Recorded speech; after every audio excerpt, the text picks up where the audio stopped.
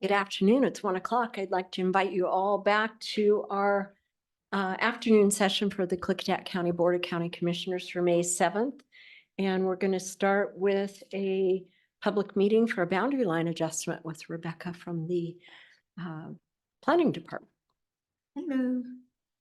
Come on.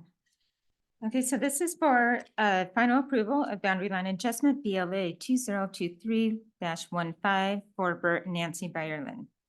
The boundary line adjustment is a proposal to adjust the common property line between parcels 031505, sorry, 0414160100 and 05150414160200 off of Volson Road. The proposed boundary line adjustment is located within a portion of Section 4, Township 3, Range 15, East, Willamette Meridian, Klickitat County, Washington, in the Centerville vicinity. The administrative review of the boundary line adjustment has been completed. Signatures have been obtained from the Road, Health, Planning Departments, and the Treasurer's Office.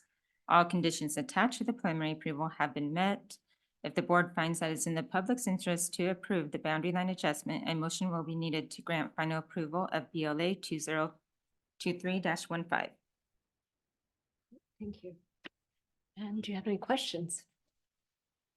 What is it? I can't, what's it going around? Going around. Yeah, there's a word, Yeah, for it, but it doesn't show up on the. Is your mic on? Microphone? What is Oh. where it makes the jog? I see there's a, I don't know what it is. There's words, but I can't make it out on the list. I'll look at it on when you hand it over. On the network? Where at is it? It's where it makes it looks like the state of Washington. It looks like the Olympic Peninsula. Okay, so what is that going around? So that's the boundary line? Yeah, I know that's the boundary line, but there's something inside it's a little octagon almost. And then there's words underneath it and I can't read the words. A man-made pond? Oh, it's a man-made box. Uh-huh. Okay, thank you. That was my only question. I don't have any other issues. Mr. Christopher, do you have a question? No questions. Okay, All right. I don't either. Madam Chair, we have before us today boundary line adjustment BLA 2023-15. My motion is to approve. I'll second the motion. Motion and a second. Any discussion? Hearing none. All those in favor? All right. All right. Aye. Motion approved. Thank you. Thank you.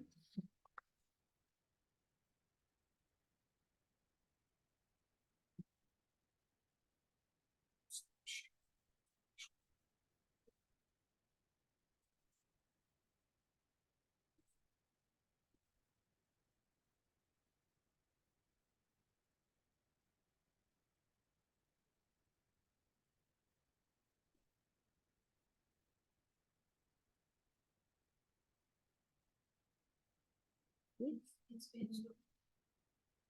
Here, it's on a, but only.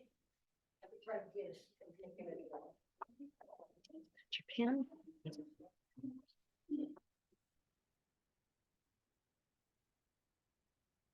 Okay, so we will be moving into a public hearing with Public Works, consideration of an ordinance to change maximum speed limits. So we'll declare the public hearing open, advising the purpose of the hearing is to take testimony for or against maximum speed limits on McGowan Road, North Major Creek Road, Poplar Street, and Vineyard Road. And so do you have a staff overview? I do. Thank you. I'll give a quick overview of how this process works. The speed limit change usually starts with a request from the public for a reduction in speed, and a traffic study is initiated.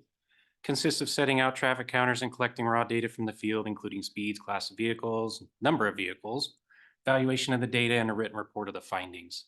Speed limits are set following a set of rules through state law and nationally accepted standards and practices. Basically, speed limits are set to the nearest 5% 5 mile per hour increment at which 85% of the road users normally travel.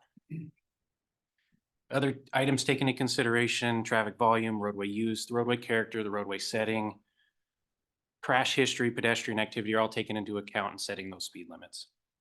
The snapshot of data collected on McGowan Road shows that 85% of the vehicles traveled at a speed of 26.9 miles per hour, suggesting that the speed limit could be set at the 25 or 30 miles an hour as requested.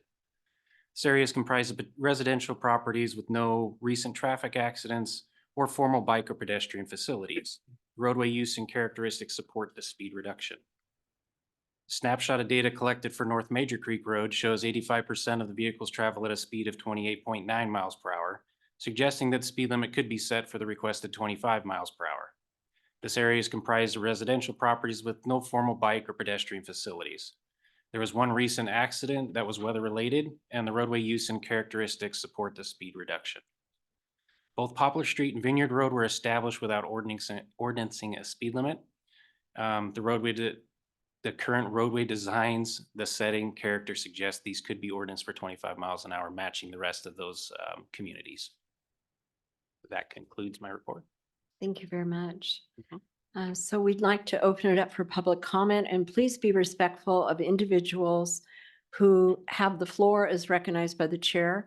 Everyone who wishes to provide comment will be afforded an opportunity. Please provide your name and address for the record. So is there anyone that would like to give testimony? Delmer, come forward, please. Yeah, on Delmer Eldred, Goldendale. On the franchise agreement, Oh, we're talking about road speed right now. oh, I'm sorry. That's okay. That'll be up next, I think. So do we have anybody that'd like to give testimony on the floor about the road speeds? Go ahead. We do. You wanna go? My name is Paul Chris and I live on McGowan Road, 161 Mike McGowan Road. Unfortunately, we live on the straight part of it. And there's some drivers driving 50 miles an hour, specifically one guy. And if I showed him kind of slow down, the only thing I have is a finger from him. Mm. And unfortunately, our house is just down from the road. We have a beautiful garden we love to live there. But if you feel the dust between your teeth, then there is a problem. Mhm. And the condition of the road is pretty bad right now. They do not maintain, they used to maintain it, we owned it for 10 years. But 2 years now, I mean, it's not a gravel and it's muddy when it's raining. I think they don't take care of that road. And we need a speed limit 20, or at least in the part where people live. That road is not long, but there's like 5 people live there. Unfortunately, we're the close ones. That's all. Thank you. Thank you very much. Let me ask online, Delmer, just a sec. Is there anyone online that would like to speak? So I don't see anybody yet. Go ahead, Delmer. Yeah, I mean, this kind of corresponds with the defunding of the sheriff's department, because Box Canyon, I mean, this is typical, but it's got a 35-mile-an-hour speed limit. It's just like yesterday, a guy went around me, and in 40 seconds, he was 1.5 miles ahead of me. That's how fast they're going. I was out on Bickleton Highway doing 50 miles an hour, and 3 cars go right by me. I mean, they got to be doing 65, 70 miles an hour. But no, the people have no fear. There's no law enforcement out there. You know, I mean, there's nobody going to be there to stop them, and they know that. And it's, you know, it's just like most of these county roads. I'm just talking about 2, but I'll bet if I traveled a lot more, I'll bet if I traveled from here to Trout Lake, I'd run into the same situation because there's nobody out there. There's no deputies. There's, you know, underfunding the public safety. You guys have got neglected your responsibility to the citizens. And this is what happens. These roads, you can put whatever speed limit you want on it, but people that are going to speed know that there's no consequences. And that's because there's nobody out there. Thank you.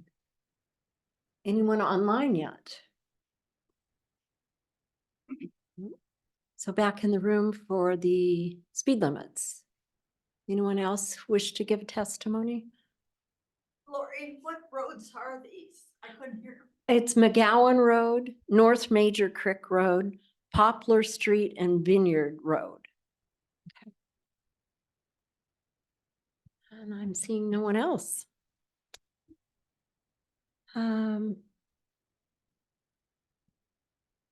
So any board clarification on public statements or questions? If I may. Yes. For staff, so McGowan Road has a straight stretch and then it goes into those curves. Yes. Where did you do the testing at for speeds? They were in the lower part with the curves, They were in the not on the curve, straight stretch. not on the straight stretch. So why did we do it there and not on the straight stretch? That's where we get our normal traffic count, so we didn't go and set a whole new set of Okay, counters out there. We just use what we yearly collect. okay.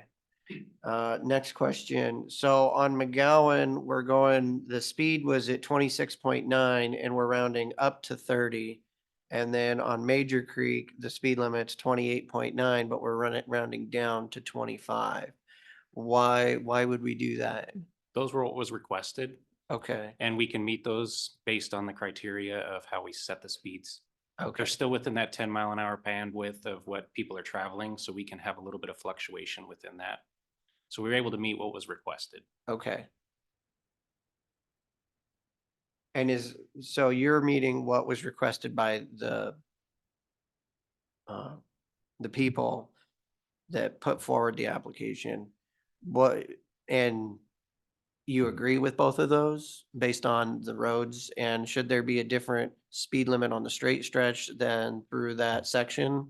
Or do you think 30 is a good average to work that whole thing out? 30 is pretty good for an average on that one, because the road doesn't really change a whole lot other than the curves. The width of the road's still about the same, the surface is about the same. It's not gonna change a whole lot. And setting two different speed zones in one road, they're not gonna abide by both speed zones. Well, it doesn't sound like they abide by it in the first place. Exactly, so easier to set the whole road than have it broke up into multiple speed Okay, zones. I just wanted to make sure it's all for the public record. Mr. Christopher, do you have questions? I do not have any questions. I don't hear any public comment opposed, so I don't have any reason not to side with the petitioners and the public on this. Is there anyone else from the public that would like to come? That means McGowan's gonna get higher than everybody else. It's gonna get 30 miles or 25. 30. Is there any rate 25? If you put 30, people will drive 40 or 50.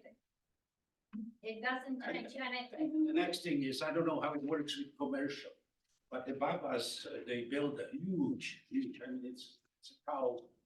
And at the end of the summer, you got every day 3-4 semi trucks going on that road, semi trucks, full of hay. We got the place. Road is terrible. What are the proposed speeds for Poplar and Vineyard, if I can ask? I didn't catch those. two. 25. 25, okay. And if I can ask the gentleman who spoke, did you participate with the other landowners that petitioned and asked for the 30? Were you aware? We didn't. You weren't aware that they were asking, okay. And the people, do you know if the people that petitioned, are they on that straight stretch too, or were they I in the actually curve? don't. Okay, just you, okay. Okay.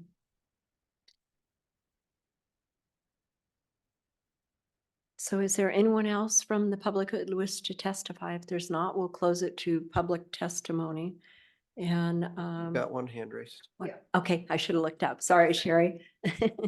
Just real quick, because, I feel like we should stand up for each other. And I hear this gentleman back here and his conditions. And if everybody else is going 25, why not make it 25 for McGowan? I mean, slower is always better, especially for dust. We all know that live out here, and the people who live on those gravel roads get dusted out. And, I would suggest 25 for McGowan, just because I'm listening to the people who have to exist with the dust and the speeding and all that. So thank you. Thank you. Clarification question Yes. for staff, did the residents who wanted the speed limit on McCowan, they requested 30? Is that correct? Yes. Thank you. But just to clarify it for you, the question I asked, the gentleman in the room that spoke, they're the only ones that live on the straight stretch where people kind of increase their speed. So if there's no further public testimony, we'll close it to public testimony. If there's any more discussion by the board.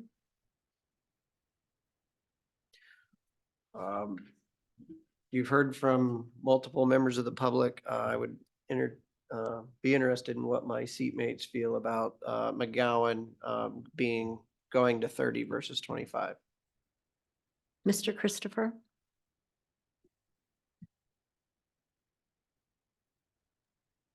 I guess for me, I don't mind either way, other than the fact that the petitioner, the resident who brought forth the application and requested 30 is not getting his or her voice heard on this. And that's, I guess, my only concern.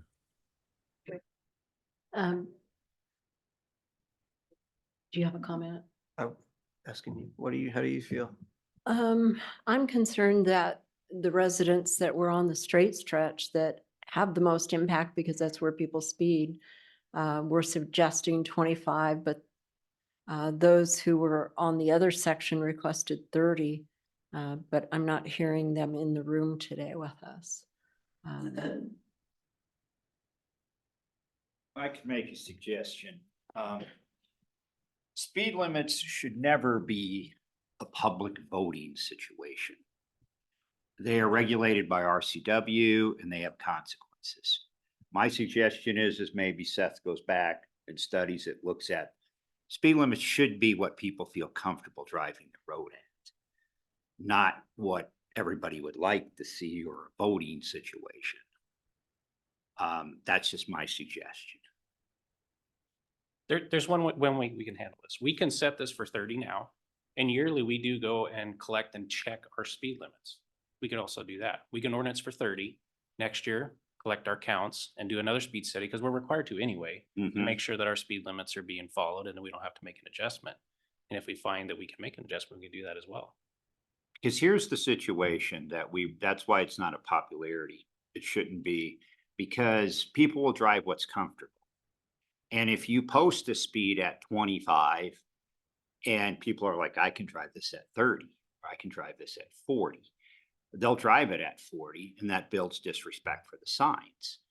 But what also it leads down to the path is when you post something that's 25 and it legitimately is 25 and they run off the road, then they come back and they say, well, that one was posted at 25. So it's not my fault that I didn't pay attention to the speed limit. County, it's your fault.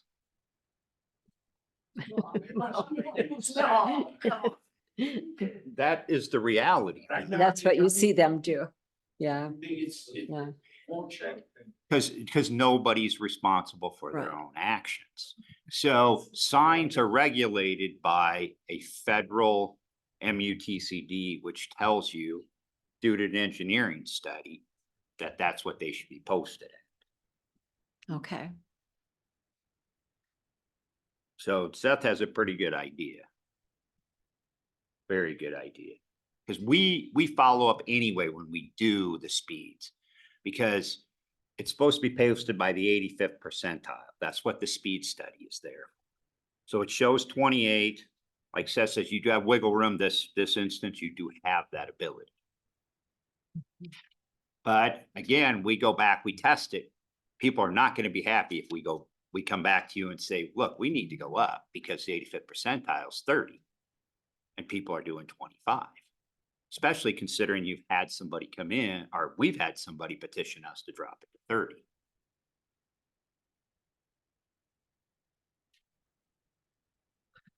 So at the 85th percentile, though, McGowan could be 25 It could be 25. because people are yes. going a little over that through the corner section. We know they're going probably faster than that through the straight section because of course you're gonna go faster on the straight because you drive at what you feel you can drive. at. Exactly. So that's my concern about the straight section. Because we only did the curves. Do we know what's the counts on McGowan? I mean, how many trips a day?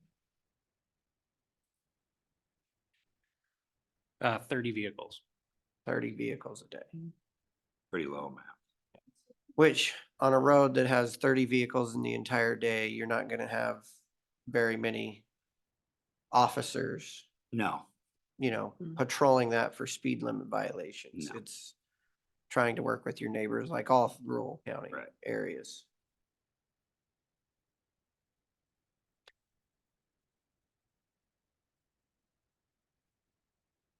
So if you did want to do it for next year, could we set some speed bumps up on the straight stretch to see what people are doing there?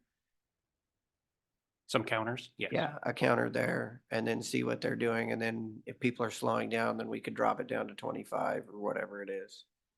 But I do understand, I know I heard the audience, but I do understand what you're saying that, people drive what they feel. Some people feel faster, some people feel slower.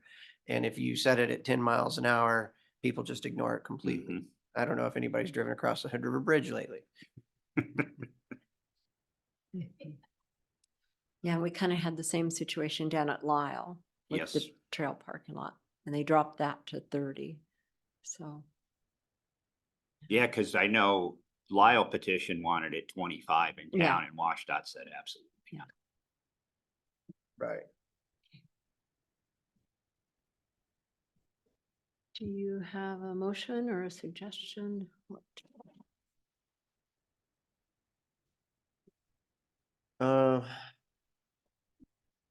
Yeah, I can do something. Okay.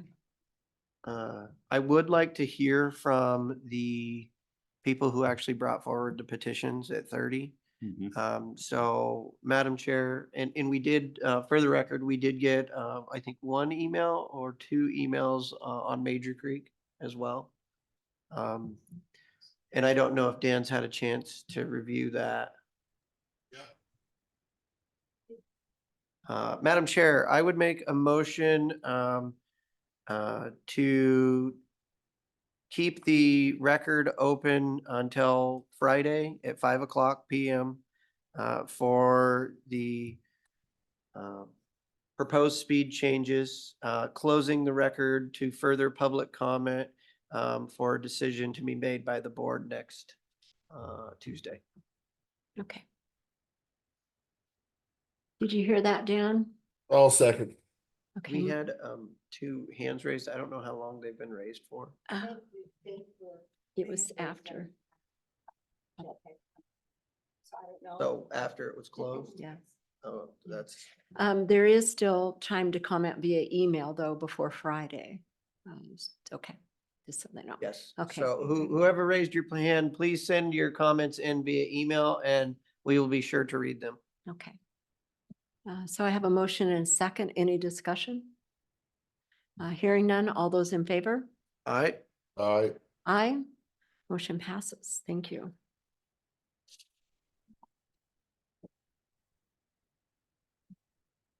Okay.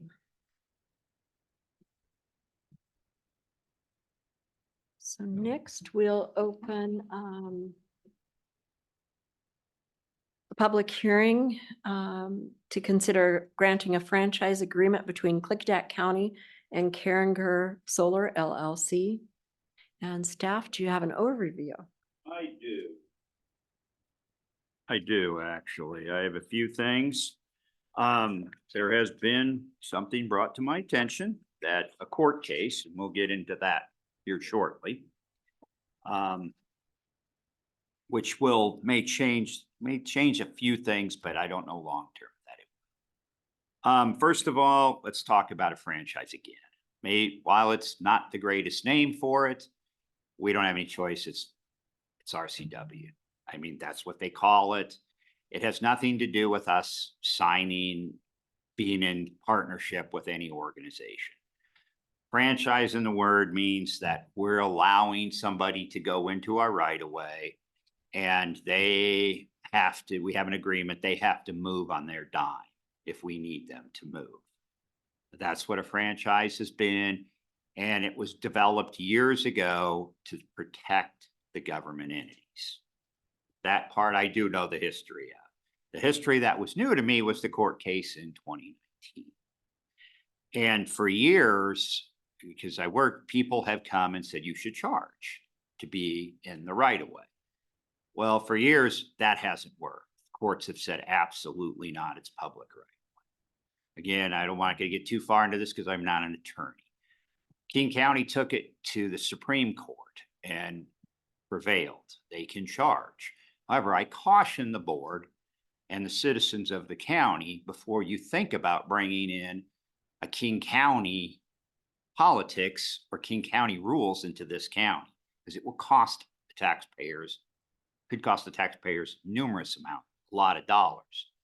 Because first of all, if you look at the court case, and I've studied it, again, thank you for bringing it to my attention.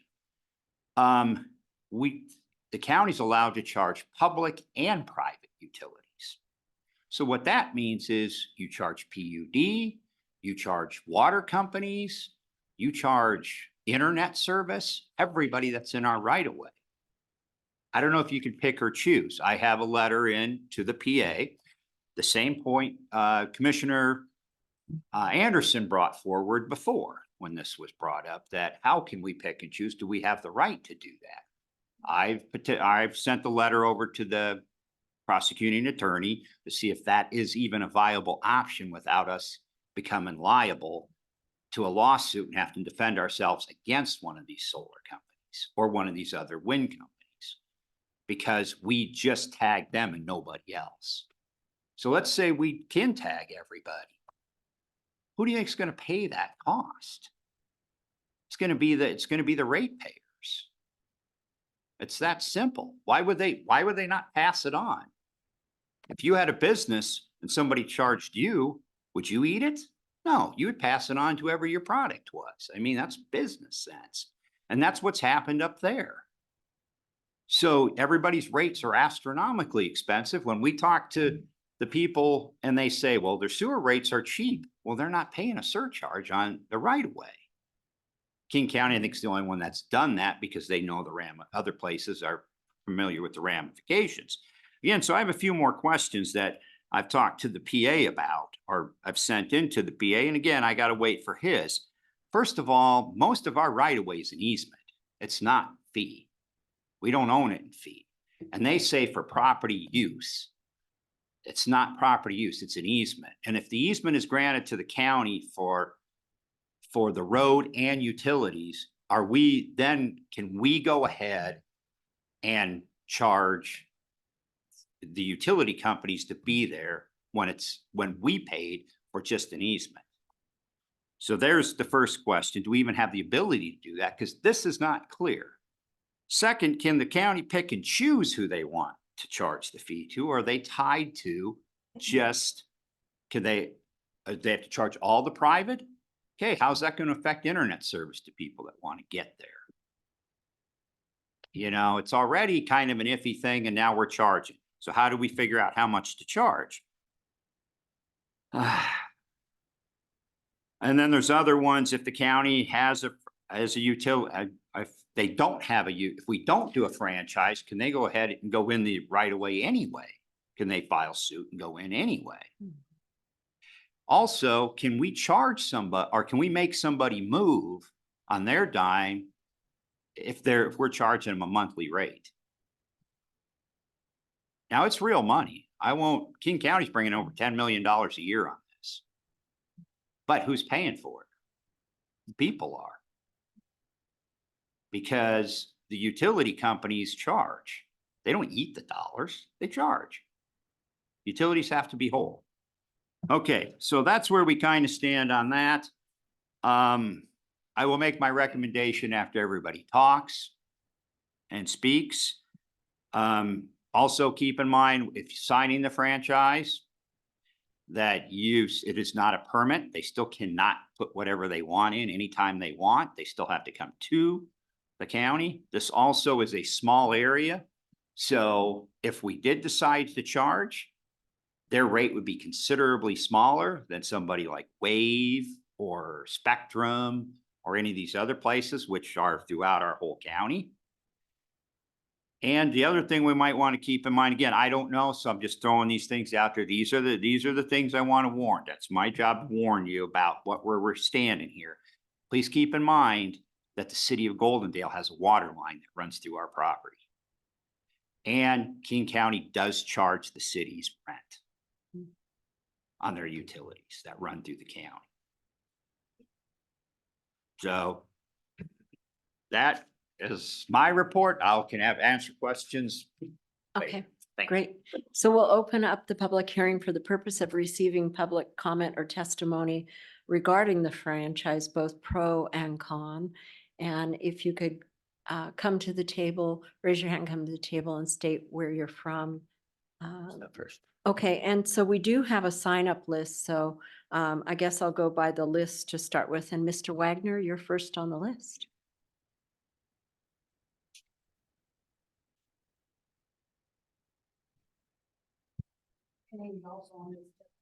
Okay, Greg Wagner, Fish Hatchery Road, Goldendale with cease.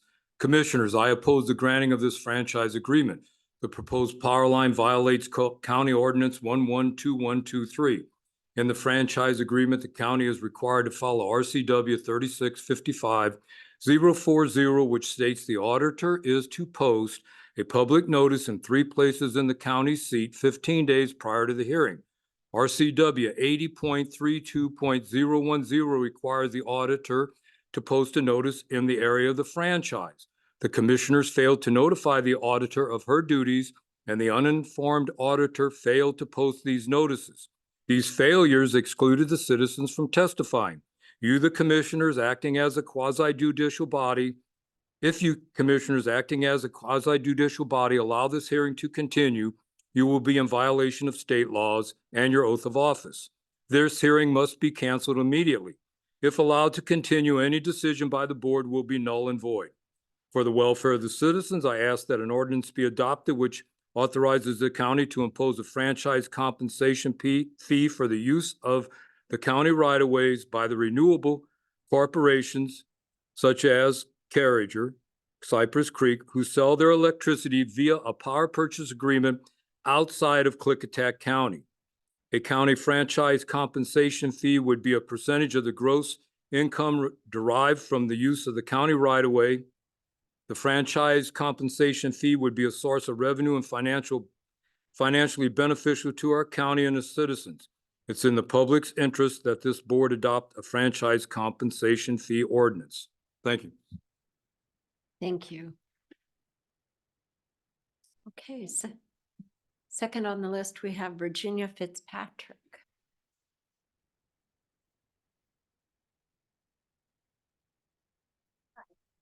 My name is Hi. Virginia Fitzpatrick. I live in Goldendale. I've been here before. I don't like public speaking, so I'm just going to read. I'm fairly new to living in this county. We bought our property about 20 years ago, and when the windmill was all hitting and everything, so it's been kind of interesting to watch this. But I don't know very many people. I don't know who's related to who or who's married to who or who's going to benefit from all this. But I know that it's a small community and there are those situations. I don't know who the stakeholders are in the Carrier project, but I don't want to offend or assault anyone. I do know it's a very small number of people that will actually benefit from any solar or wind farm.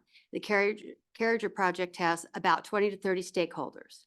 Back in the early 2000s, Washington State University came up with the least conflicted areas to put in wind and solar. Klickitat County got an energy overlay zone. To me, it looks like about half the county was fair game. Companies come from all over the world to take advantage of this poor, sparsely populated area, and they have. 2 of you signed an ordinance prohibiting large-scale solar farms in a number of areas. If you allow this franchise agreement to go into effect, then you are essentially telling us that you've caved to the pressure and are paving the way for the prohibited project. You all know the negative impact solar farms have had on land. It's crazy to think ahead 50 years to imagine what our land will look like. A wasteland? Most of us won't be here to defend or acknowledge the destruction. There will be destruction. For instance, one farmer who had least part of his land called the company about them scraping all the topsoil off. And they said, well, you know, in 2073, we'll talk about it when they do no one's going to be around it. You know, we're not, or won't be able to do anything. So I ask the commissioners who put the ordinance prohibiting large-scale solar into effect to stand by their actions and deny the franchise agreement to go into effect. I understand that the powers that be do not care about us here in Klickitat County, and there's a lot of pressure. I ask you to stand up and stand by your actions prohibiting large-scale solar. A lawsuit will be filed. If you're doing what you're elected to do, represent the people of Klickitat County, you're just doing your jobs. You're not going to go to jail. Please stand up like the commissioners in Benton County did. Thank you. Thank you. John Hanks. Thank you. I wrote a couple of slides, if I may present on the Zoom. I think either that or the easiest thing is to join the meeting. And Okay, then- yeah, I'm on the meeting. Let me see if this works. And then you need to open it up so others can share.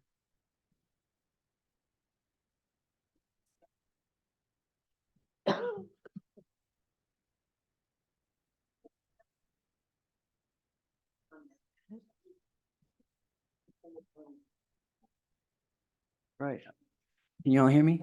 Great. Madam Chair. Mr. Christopher? I guess I would just like to warn the board if they're gonna allow public comment, because that's what we're in, to share screens and share material on our Zoom. They're gonna need to make that open for all the citizens going forward, including Mr. Wagner and everybody else if he wants to share screens on Zoom. So word of caution is what I'm stating. I think we've done it before, so They have 3 minutes. 3 minutes. Okay. Okay. Thank you for your time, Chair Zoller, Commissioner Anderson, Commissioner Christopher. Here representing Cypress Creek, John Hanks, 3402 Pico Boulevard, Santa Monica. Just wanted to share a presentation. I know that it went out in the packet, all the engineering drawings, but we wanted to share kind of what this will look like and where it's going in a way that's easier to see, and present some quick facts just so that everybody, the commission and also the public can see what's being proposed, and share some of our comments supporting the franchise agreement. So with that, move on. So this is the proposed area of the franchise agreement. It's a little bit hard to see on the screen, but this highlighted yellow area, it goes north-south along Knight Road. It starts a little bit north of Butts Road, and then it goes north to this utility road that goes out to the BPA substation. So this is the BPA substation here, and it's kind of hard to see, but the 500 kV BPA lines come across right here. What is it going to look like? This is an example photo. It might not look precisely like this, but materially similar, with wood posts 40 feet high, roughly the spacing. So this is an example of that. Some quick facts. We have our engineer on the phone who can answer to any technical details later if there's questions on that. But this is just some really quick facts around the spacing. It should be 350 feet on average, but where there are wetlands and buffers, we can expand that to 700 or 750 to avoid those. And the quick reasons why we would hope you would consider our franchise agreement. It doesn't favor us. As you know, it's designed to protect the county and protect the taxpayers, putting the liability from the county and onto the developer. The developer must hold insurance. The developer has to defend the county from any suits that come upon the developer associated with this power line.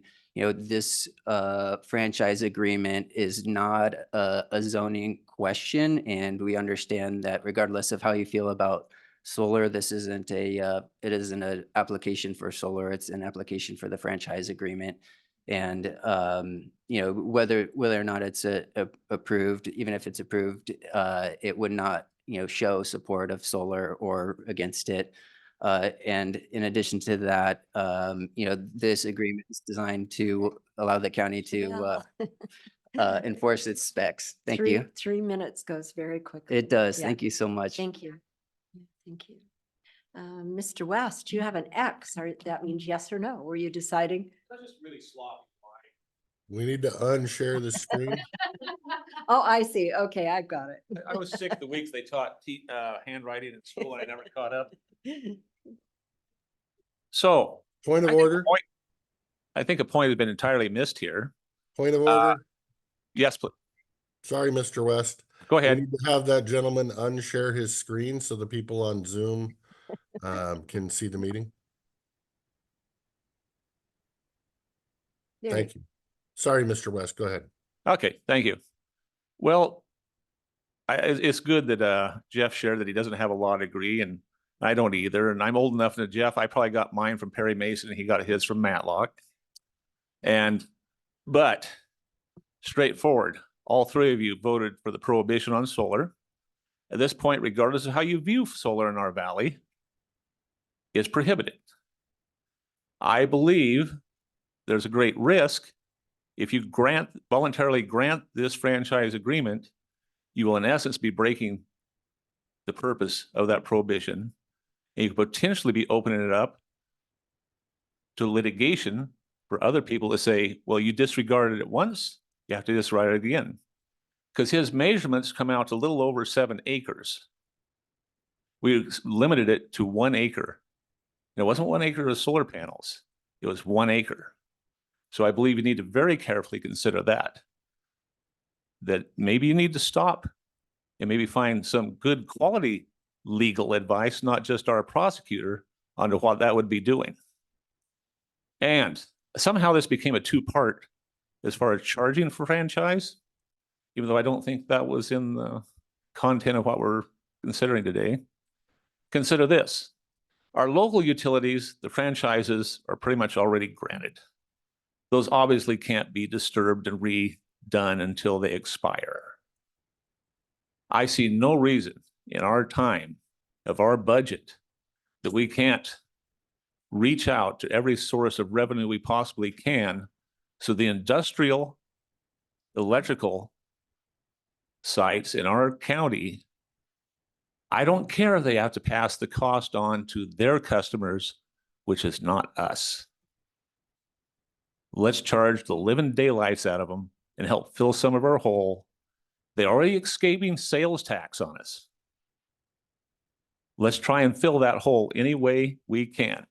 No, I do not favor a franchise that would cause my city water bill to go up or my PUD bill to go up or any of the essential utilities that our citizens have to pay. But if you can collect it from the people of Seattle, please go right ahead. Thank you. Mr. Mossbrecker, have you changed your mind? Not yet. Okay. We'll hold it for you. Paula Fries? Paul? Is there? Paul still in the room? Paul and Vika Fry? No? Might have been the road. Oh, those people. Okay. Thank you. So Delmer. Delmer Eldred, Goldendale. I agree with what Greg Wagner and Dave West has presented to the board. And also I have a question because on your site, you have a draft. Well, draft is just a, that's not anything that's workable. That's not a document that's even it's there for negotiation and consideration. That's all the draft is.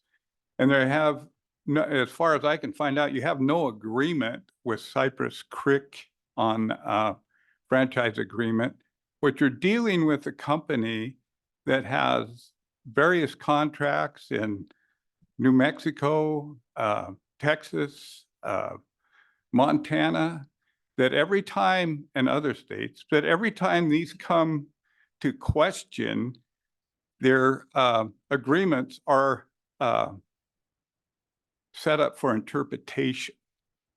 In other words, these contracts that they write are slanted in their favor no matter what. So I think if you do get an agreement, if you are going to come up with an agreement, something that you can really look at and present to the citizens, it should be in simple language that means exactly what it says.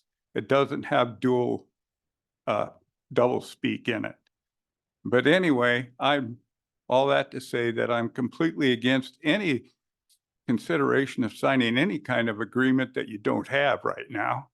And anything that is presented from here on should have at least, I don't know, 2 weeks, 30-day notice to the public to get to look at before you guys even consider signing it. And that's all I have to say. Thank you. Sherry. Okay. All right, I'll try to stay to script. I strongly oppose a franchise agreement. And also this, okay, let me just go with this. First off, there's an ordinance that bans the large scale solar in this area that Cypress Creek is asking for this franchise agreement. No should be the only answer to the franchise agreement request. No, it's a request. It's a choice. And to say it's not a choice, that is a lie. You are choosing today.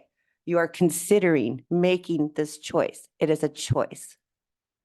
Gosh, you guys play us for fools. No franchise agreements for solar, large scale solar in this area. No other answer should be given to this franchise, but no. Benton County said no to a renewable energy franchise agreement. No more excuses and lies to the people. You have the ability to vote no. You must vote no today. It's in an area that is not permitted. I am tired of the county commissioners and the public works lying to the people and stating that the county needs these franchise agreements to protect the county. This statement is nothing but lies and smoke and mirrors. The truth is, if the county did not approve a franchise agreement, there would be no transmission lines, and hence there would be nothing to protect against. No franchise agreement, no transmission lines, nothing to protect you guys against. So stop lying to us and acting like we're stupid. The people of Klickitat County have spoken loudly. And our voices have been heard. They are on the record. However, most likely our voices are being dismissed for special favors for foreign corporations. The people of Klickitat County do not want large-scale solar around the Goldendale area. You wrote an ordinance for that. It's been approved. Why are we even discussing this? Oh my gosh. Okay, let's stay to script. If against the will of the people, the county commissioners approve this franchise agreement with Cypress Creek today, the people will know. We will know who the commissioners work for, and that will not be for the people. Anything but a no vote today on the Cypress Creek Carriager franchise agreement is treasonous, in my opinion. The county commissioners are conspiring to aid and abet foreign corporations to destroy farmlands and cripple the nation's electrical infrastructure. How will you vote today on this franchise? For a foreign corporation and destruction of our nation's infrastructure, or to protect the nation, the county, and our valuable farmlands? And since I have a few seconds, we all know about the problems with Lund Hill, don't we? The liens on the people's property. We have issues with these foreign corporations. Vote no, protect your county, protect the landowners. Thank you, Sherry. Russ is unmuted. I don't know if he wants to talk. Russ, would you like to speak? You're not, I don't think you're connecting. I can hear you're there.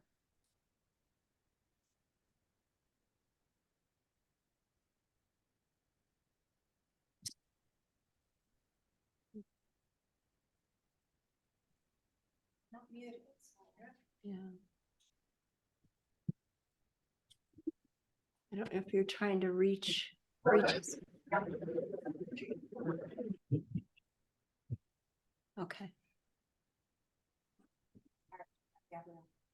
Good afternoon, Gabrielle.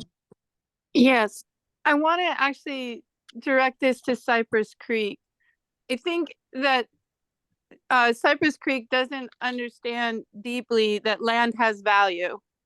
And because you miscalculate the value of land and what it means to people in this community, you get the pushback that you get. The other thing I have with corporations that come in, and it doesn't matter to me where you come from, but what matters to me is what you leave behind.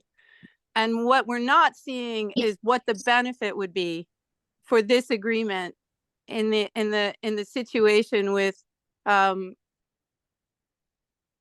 what kinds of revenue does the county actually see so that our infrastructure, such as daycare or mental health, is addressed. And it seems one-sided. So I just feel that you've lost the importance that land has value, and it seems that you're undervaluing the land that is in Klickitat County. Thank you for your time. Thank you. Anyone else on Zoom? Did Russ go away? I don't see him. Okay, great. Good afternoon, Linda Atkins. Yes, thank you. This is Linda Atkins with Davis Wright Tremaine in Bellevue, Washington, speaking on behalf of Cypress Creek. So I just wanted to reiterate a few points. As the Public Works Director, I think, has already explained, the purpose of the franchise agreement is to set the terms and conditions under which the county would allow access to the right-of-way for the utility line, and that's for the protection of the county. And this request is similar to other requests that the Board of County Commissioners has considered and granted to other utility providers and other solar developers. There is a legal principle that requires non-discriminatory access to the right-of-way. So Cypress is really just asking for that same access to the right-of-way. And it's important to remember that this isn't a project authorization. It's not an action that you would take under your zoning code. It's taken under a statute that gives you the authority to require all the terms and conditions in the contract that's been prepared by your Public Works Department to provide for liability and relocation and insurance and all those other features of the agreement that would protect the county. So it's not, I mean, the citizens are speaking to topics that are important to them. But I guess I just would reiterate that this particular decision is not a project authorization. It doesn't, it's not an action taken under the zoning code. And it doesn't move the project forward. It's not a project decision. Thank you. Thank you. Is there anyone else on Zoom? Nothing to do with it. Good morning or good afternoon, Steve Heitman. Yes. I actually have a conventional statement that's sent out by email, but I'll state a summary. I'm opposed to this French. We're having a hard time understanding you, Steve. Okay. No, Okay. Can you hear me? little better, just a little better. Okay, well, I think I just very much that's a statement that I sent out by to the commissioners by email. If I can hear me, I'll read the summary. That's it. I don't think anybody can still understand you, Steve. I'm sorry. Just refer you to the email. Are you saying that you sent in an email comment? Yes, I have. Okay, and I believe I've seen it. So it will be part of the record. We're just having a hard time understanding you today. Okay. I'll be an outline right, hopefully. I'm actually willing. Nope, it's still not working. Yeah, I don't know if it's voice over IP or something going on, but I can't understand any of it. Okay, thank you. Okay, I yield my time. I think he said he waives his time. Okay, thank you, Steve. We'll be sure that your comments in the email are included, but thank you. So sorry about that. Anyone else? So seeing none. Does the board have any clarifying statements of staff? Oh, we got one in the back. Oh, Mr. Barta, I missed you.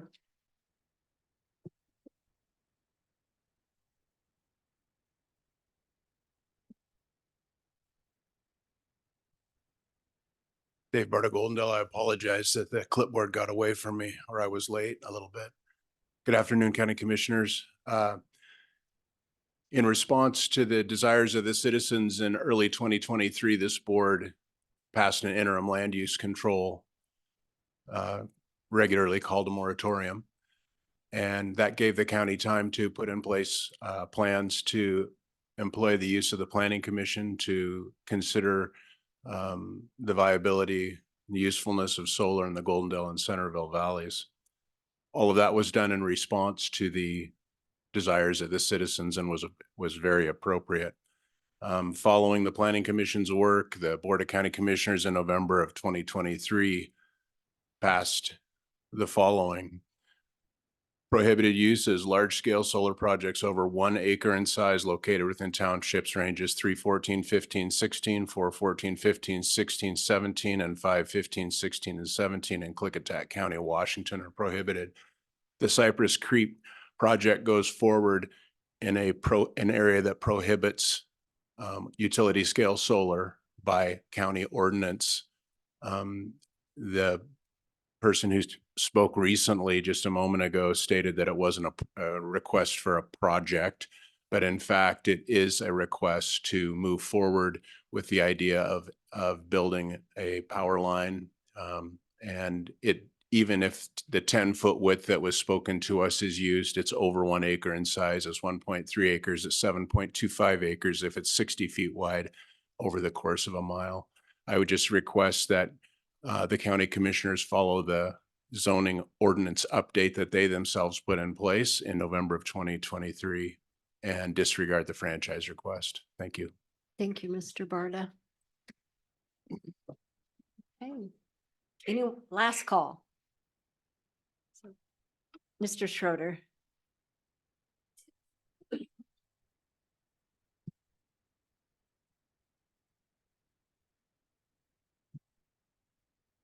Dennis Schroeder, Goldendale, Washington.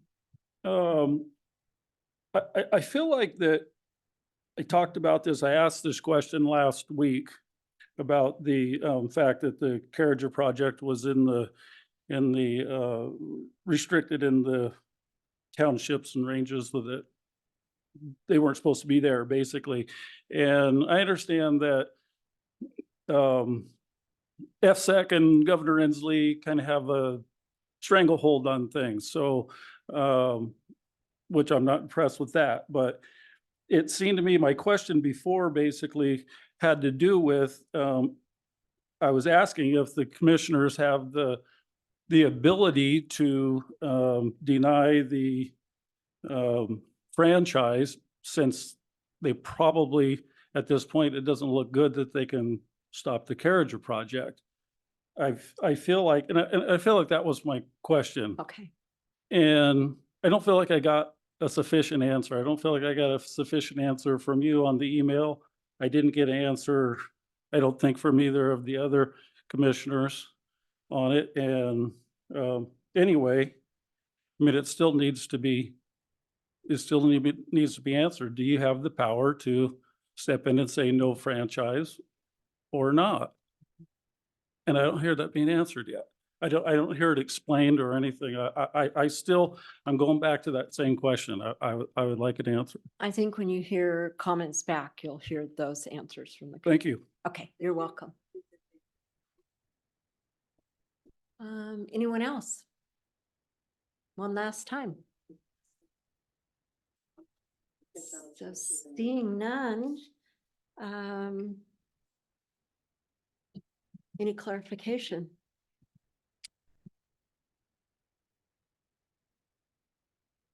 Yes. First shift. Oh, okay.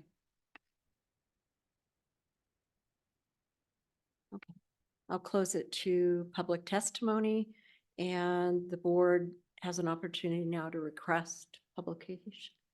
Excuse me, clarification of public statements as well as staff. All right, I'll go. I have a question, staff. Thank you very much. Okay, I was looking on the IMAP. Is that a county right of way or a county easement up Knight Road? part of it's easement, part of it's right away. If the board doesn't mind, I would like to give my recommendation. We've heard a lot, and I wasn't holding it back because I was waiting. I'm not an elected official. That doesn't matter to me. I'm here to do a job, and that's that. Bottom line is this: there's been a lot of stuff brought out about charging in the right of way. That could really come back to haunt us. We don't know without a legal opinion. And why people think we can turn down a franchise or we can tell them they can't go in the right of way, there's not an attorney sitting in this room that can tell us that. Remember, it is public right of way. Please keep that in mind. Public means everybody gets to use it. So, you know, so my recommendation is the board holds off to make any decision until we get legal opinion. My fear to say, no, we're not doing this is that they proceed forward. And now we've hung the taxpayers with a liability. Because if they go in without a franchise, guess who pays to relocate their line if we need to get it moved? The taxpayers, because there is no franchise protecting them. So, my recommendation is we put it on hold. We may not have to make, but my caution is if we say no, they go to FSAC and Inslee in that group says, put it in. But we can maybe we can buy some time. We can actually make a decision to see what the ramifications are to the taxpayers. That's my suggestion. That would be my recommendation. We wait. Thank you. Well, you got some more. Sorry. We had public testimony that proper protocol and process was not followed with regards to placement. Do we know, and have you heard from staff, is that the case, that the process was not adequately followed and it was not posted in the location as required by law statute? It was posted in the location by statute. That is not true. The only part she didn't post it, but we did. Still violated the law. Okay. But again, if we don't make a decision, then, We have, so the auditor did not post it, but the auditor doesn't post any of our public hearings. We post them. Next question. So you posted in the location. Did you also post it, do the 3 locations? Yes, we did. We followed the RCW, the 3 locations. One was on the front door of this building, which we found out somebody took down. We also put one on the courthouse, or in the courthouse, right on the clerk's bulletin board, and there's one in the post office. RCW says we post them in 3 locations open to the public that are within the jurisdiction of the county seat, which is Goldendale. So yes, we did our due diligence. I believe it says that the auditor's job is to post those. He needs to read his own franchise agreement. yeah. No, I said We'll have that. to- I said that. Okay. Greg. I'm also, we did both. have to use my gavel, and I haven't had to use my gavel Who's that? before, so we need to just keep moving through the meeting, and we'll get all of Yeah. our questions answered. But it's good to let everybody have their time and get their questions. Mr. Anderson, do you have anything else? We can move to Mr. Christopher. Just go ahead, Dan. Mr. Christopher. I don't have any clarification questions, which is where we're at. Yes, that's where we're at. And I have no clarification questions. I have what I need. Anything else for you, Mr. Anderson? Yes, even if they do not get a franchise agreement, they can still apply to the county for a permit for that area, correct? Yes, that is correct. So the franchise is what we're request. But anyone can still apply for a permit within the right of way. That is correct. They do not have to have a franchise to put stuff in our right of way. They can apply for a permit and place stuff in. We then do not have the protection to have them relocate. But that permit would run through a process. Yes, it would. Yes, it would. And that for the people in the public, what is that process for the permit? The process for the permit is they come to us and then it goes to the board. We can approve or disapprove. Then they can, like anybody else, again, I'm not an attorney, they would probably file suit if we denied them. For the use of the right. equal access. That's why we're waiting to see. That's why I'm suggesting we wait and see what the prosecuting attorney says, because he is the attorney. And unlike some people who think that we lie, which they don't know, but also think they know the law or know franchise agreements, which don't know anything at all about, we should wait for somebody that will give us the legal advice. That's my advice. How many legal opinions did you present to the PA? I think there's 6 or 7 of them on the sheet. Okay. And when did you present them? I think Monday evening, I believe. Did you get an estimate of how long it would take to get a response? It's probably around 20 to 30 working days. So a month. Yeah. I would give him at least a month. Again, he's got to check case law too. There's a lot riding on this. Could you forward that PA opinion request to the BoCC? I will do that, yes. Thank you. Thank you.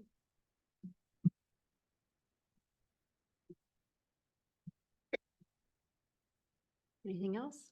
No, I don't have any questions for staff or for anybody else. I have an educational question. Since we're not educated, you're saying that anybody can put anything with the permit they want in the right of way of a road? Like if I want to run transmission lines, I can come to the county and ask you for a permit? It'd go through a permit, but it doesn't mean you get the permit. Okay. So it goes through the permit, it goes through the permit system, and then it comes to the board for our approval. Okay. So it would have a hard look at Okay. whoever. So I guess I didn't have clarifying statements, but can I make my statements about the You project? need to open it again for public comment from anyone who has not spoke yet. Okay. Follow them. If there's anyone in the room, I'm going to reopen it for public comment for anybody who has not spoken yet. Is there anybody? Go ahead. Candy Magnuson, Golden, Washington. What I'd like to know is our laws for you as citizens or is it for a foreign country? That's my question. Thank you.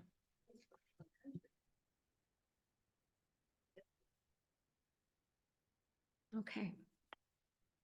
And no one else? If not, we'll, Don't forget to ask online. oh, okay, and online, I did not see anybody else. Nobody? Okay.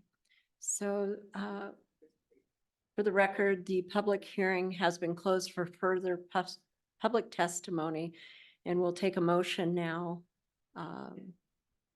so that we can Discussion have first. discussion. We'll have discussion first.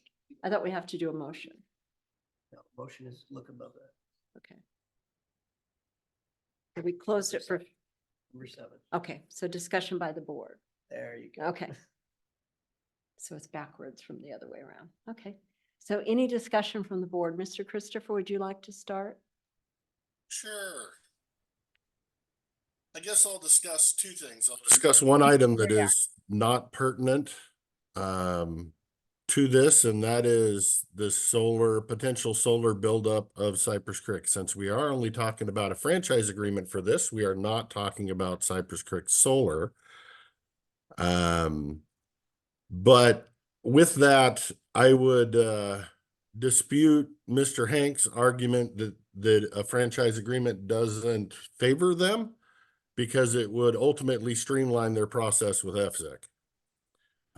So that was the purpose of the working agreement that FSEC tried to get the county to sign that would guarantee Cypress a franchise agreement that I was opposed to. I would say that I've been fighting to get that solar projects banned in the Goldendale and Centerville Valley for 3 years. I am very thankful that it is currently a prohibition on everything over 1 acre in size, and I'm hopeful that it stays that way. But with any new board, they can change it back. Now I'll go on to things that are pertinent, which is the franchise agreement. I would also argue with the franchise agreement, if this board goes forth and issues the franchise agreement, we could be opening ourselves up to litigation from Cypress on the solar prohibition, saying that we essentially are flip-flopping. That we're giving them an avenue to do their project after we told them they can't do their project. So I guess I would say I'm very appreciative of the citizen comment today. Sherry's comment that said our votes today will show who we work for. I think that is entirely true, and I hope everybody's paying attention. But with the franchise agreement itself, I understand that the purpose of the franchise agreement is to protect the county. If we ever have to move the power poles, how often do we actually have to move power poles? Good question. Probably hasn't happened in our lifetime, but it could happen. And we would be protecting those taxpayers from having to pay the money to move those power poles. But my job is to protect the health, safety, and welfare of the people who actually live in this county. The people that are going to have to look at those power poles, the people that are going to have to live next to those power poles, the people that don't want those power poles. And my vote will always be consistent with that, has been consistent with that since day one, and it will be consistent with that on this franchise agreement as well, whether we take that vote today or a month from now. And that concludes my comments. Thank you. Mr. Anderson.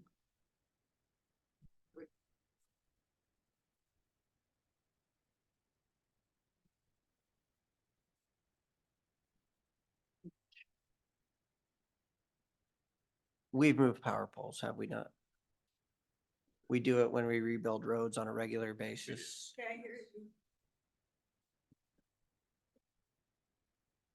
My statement is we move power poles. We do it on a regular basis.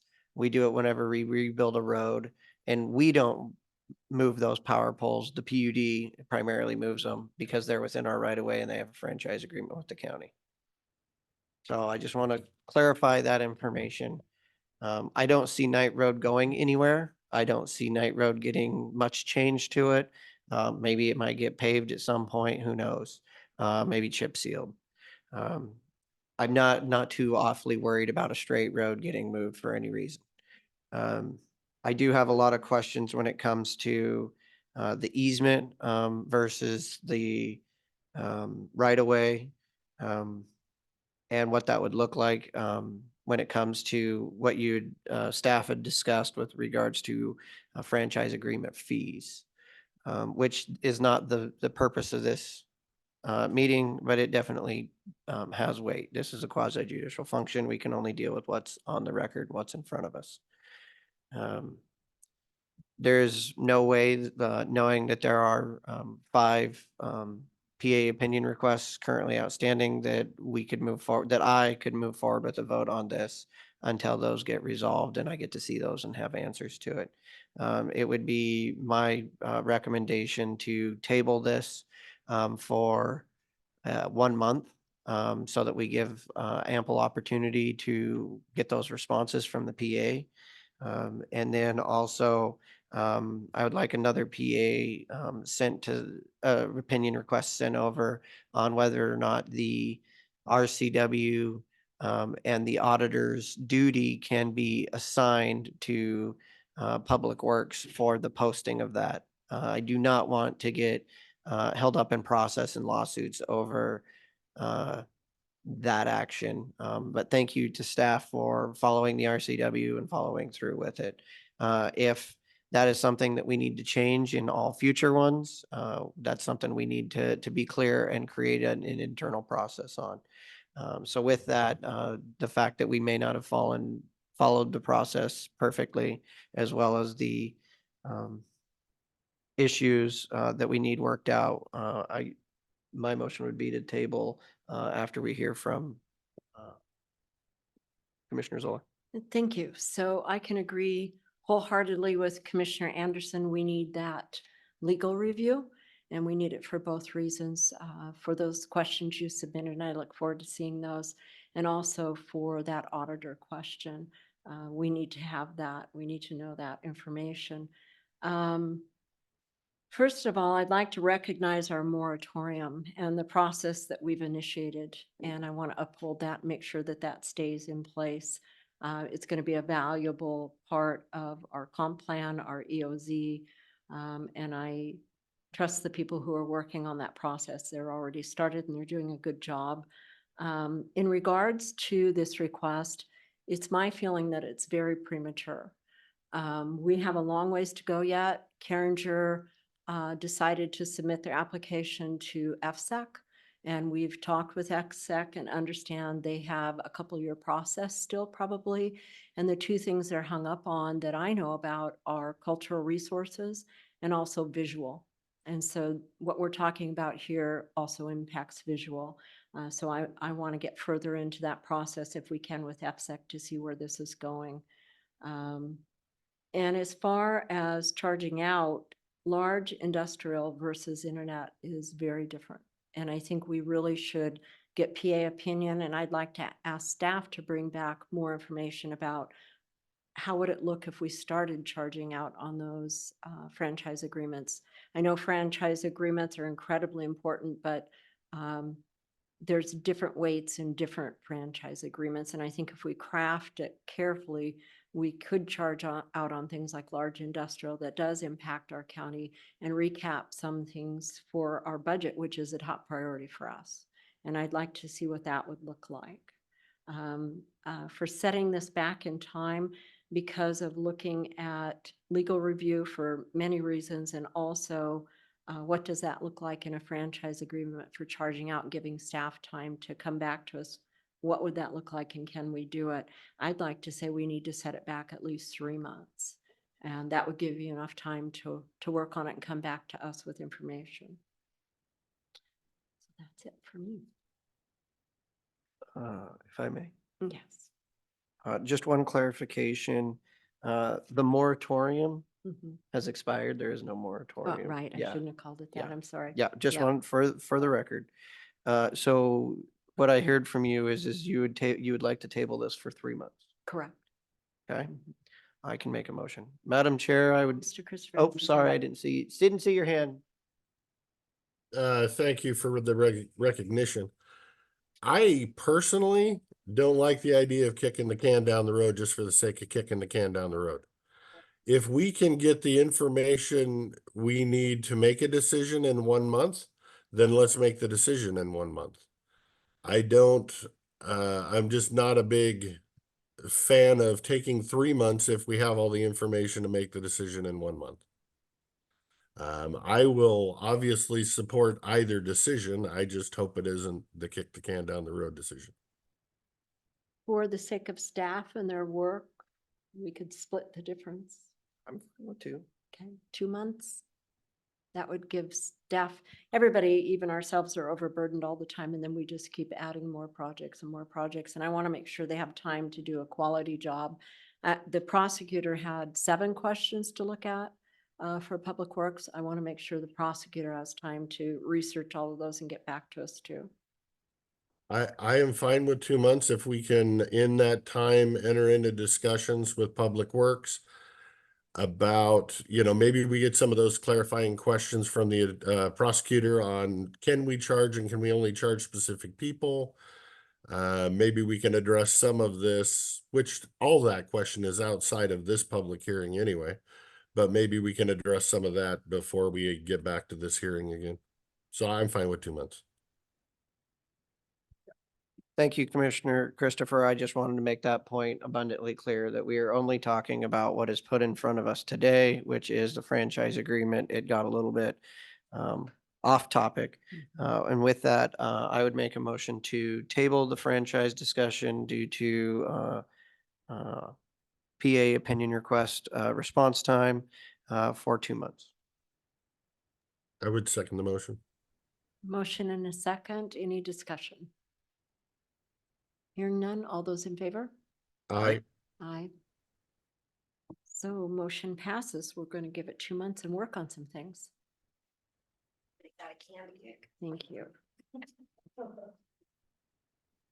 Okay.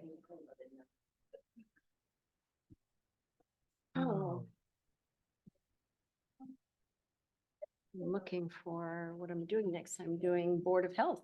Yeah, we are already late on the Board of Health. Okay, thank you, you guys, for waiting on Board of Health. Thank you, staff. I could use some Board of Health right now. They can come fix my illness.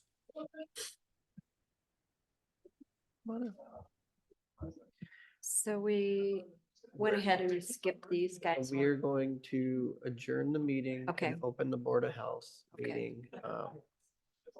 And we'll just leave everyone on. Okay. So we will recess. Well, I hope they're the online. Board of County Commissioner meeting. Okay, so we're going to recess the Board of County Commissioner meeting, and we're going to leave Zoom on, but we're going to open the Board of Health. Good enough? Yep. Okay. Yeah. We don't vote on it because the chair can't. Okay. Here it is. Good morning or good afternoon. Good morning. Yeah, Morning got away from me. If we could have everyone clear the room if you're speaking in the back.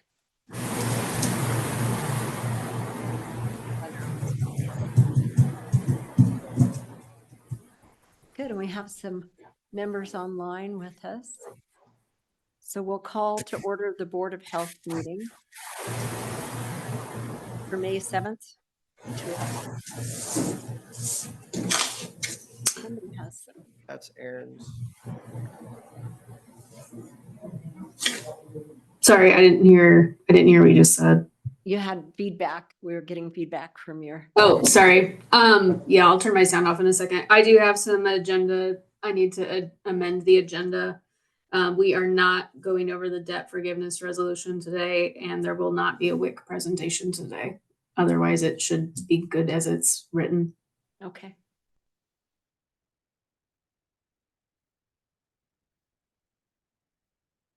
So do we need a roll call?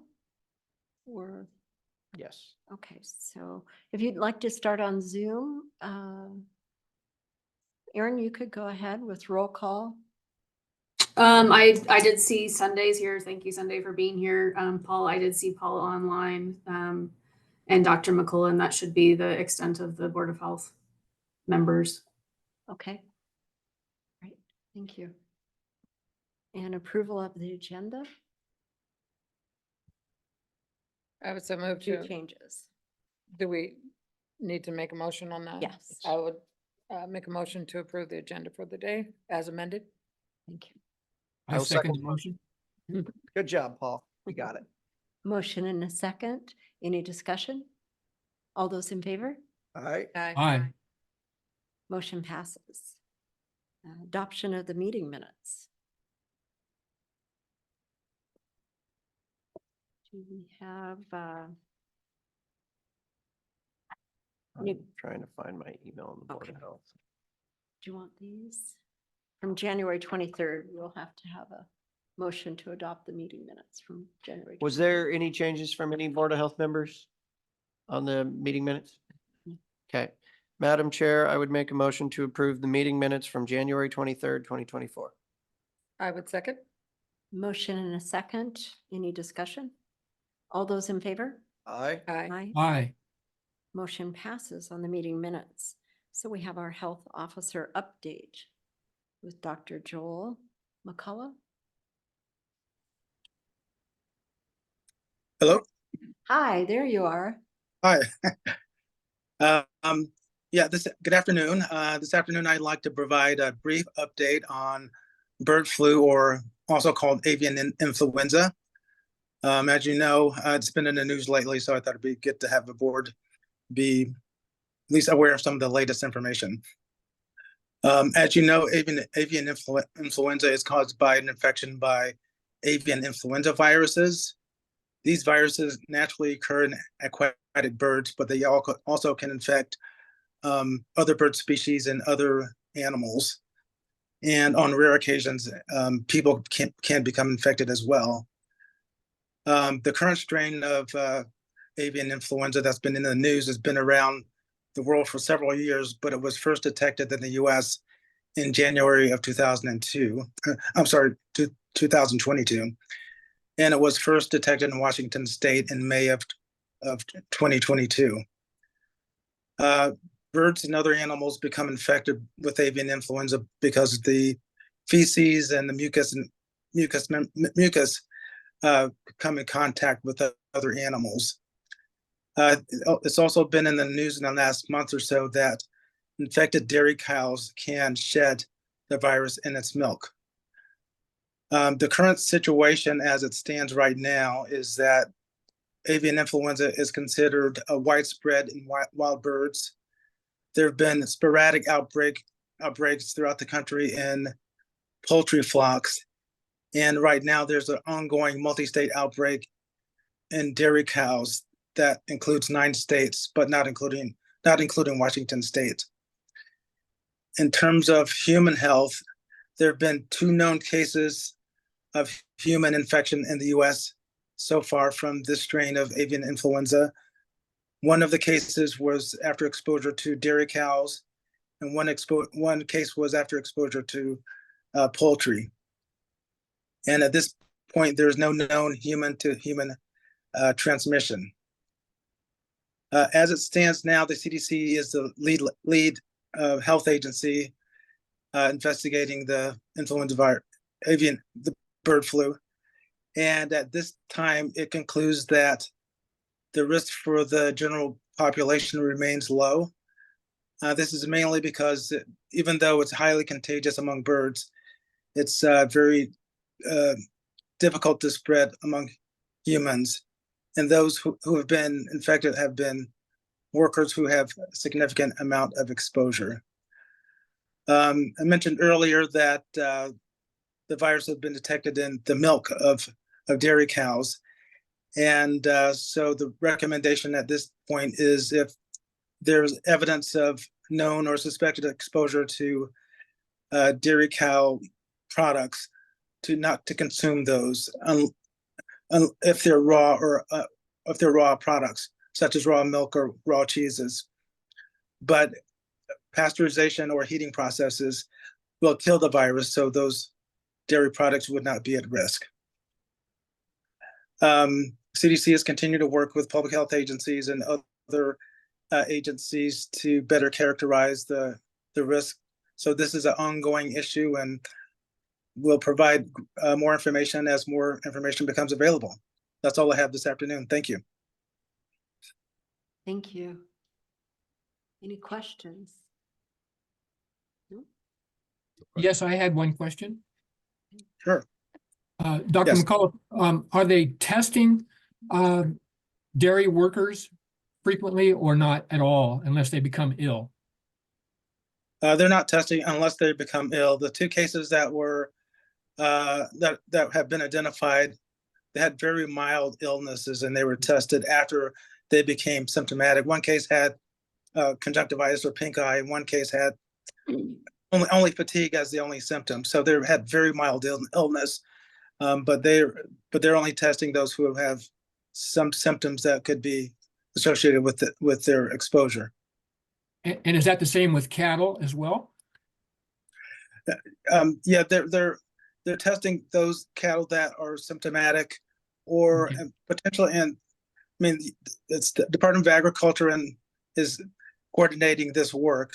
But yes, for cattle, they're testing those who are symptomatic when potentially, and I believe I've seen some cases where they've tested those who are associated with other bird flocks have been infected as well. Thank you. Sure. Mr. Christopher? Thank you. I have a question from Dr. McCullough. You mentioned it with dairy cattle. We have a large county full of beef cattle. I would imagine if it can be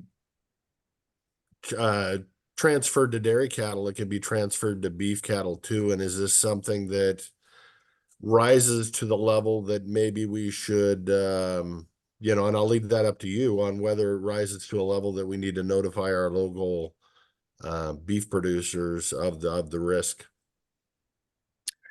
I believe it's possible that beef cattle can be infected. They haven't been identified in the U.S. as of yet. The Department of Agriculture and within the U.S. and the state agricultural type agencies are working cooperatively to determine how best to test the different animals. So like I said, the dairy cows is a new thing, and but yeah, this story is evolving. So there may be other types of animals, including beef cows, that may be infected in the future. But I think the Department of Agriculture and CDC and FDA, et cetera, are working together and determine how best to coordinate testing of different types of animals. I haven't seen anything specifically to beef cattle, but I'm guessing that could be on their radar. Okay, thank you very much. Sure. And Dr. McCullough, I have one more question. As this raises concern, I'm assuming that these areas where with these infected animals are being quarantined. Is that correct? Because you said it was fast spreading. Yes, fast spreading among bird species, but less so among mammals. But it can spread within, like I said, dairy cows. Go ahead. And do you know that that these areas are being quarantined, or is there precedence for that? Yeah. Just looking towards the future, the what Yeah, if? yeah, in quarantine, yes. Okay. The dairy cows are being quarantined, and the poultry are generally cold. Okay. When those flocks have been infected. On the dairy cows, I know its transmission is the scary thing to humans, but are they dying? Are the cattle dying from it like the birds do, or? The cows are not dying; they're becoming ill, but they recover. But they generally recover. Yes. Okay. Thank you. Sure. Any other questions? Great. Thank you very much, Dr. McCullough. Thank you. Yeah. So now we have Clinic Health Aaron Quinn with federal poverty level guideline approval. Yeah. So every year we have to approve our sliding fee scale for the sexual reproductive health program. And so we get these numbers from the state. They come from the feds. This isn't anything we've made up. It's 100%. We have to put our name on it. And then we have to ask you to approve that we use the guidelines as everyone else does. So just once a year, we have to present this to the board for approval. So I don't know if you have questions about that. I have none. Pretty straightforward. Mr. Christopher, any questions? No? He's still with us? Okay.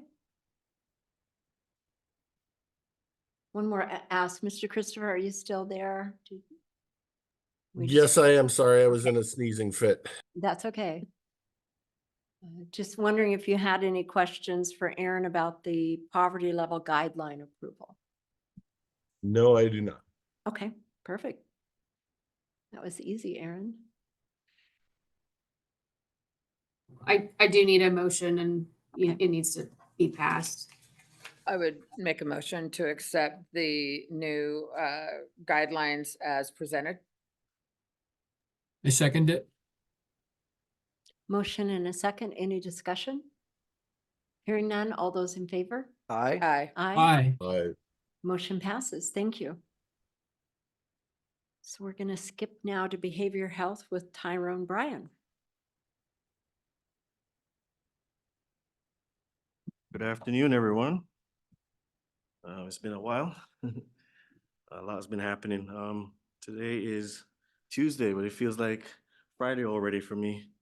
Anyway, I just wanted to give you an update on what we've been doing so far.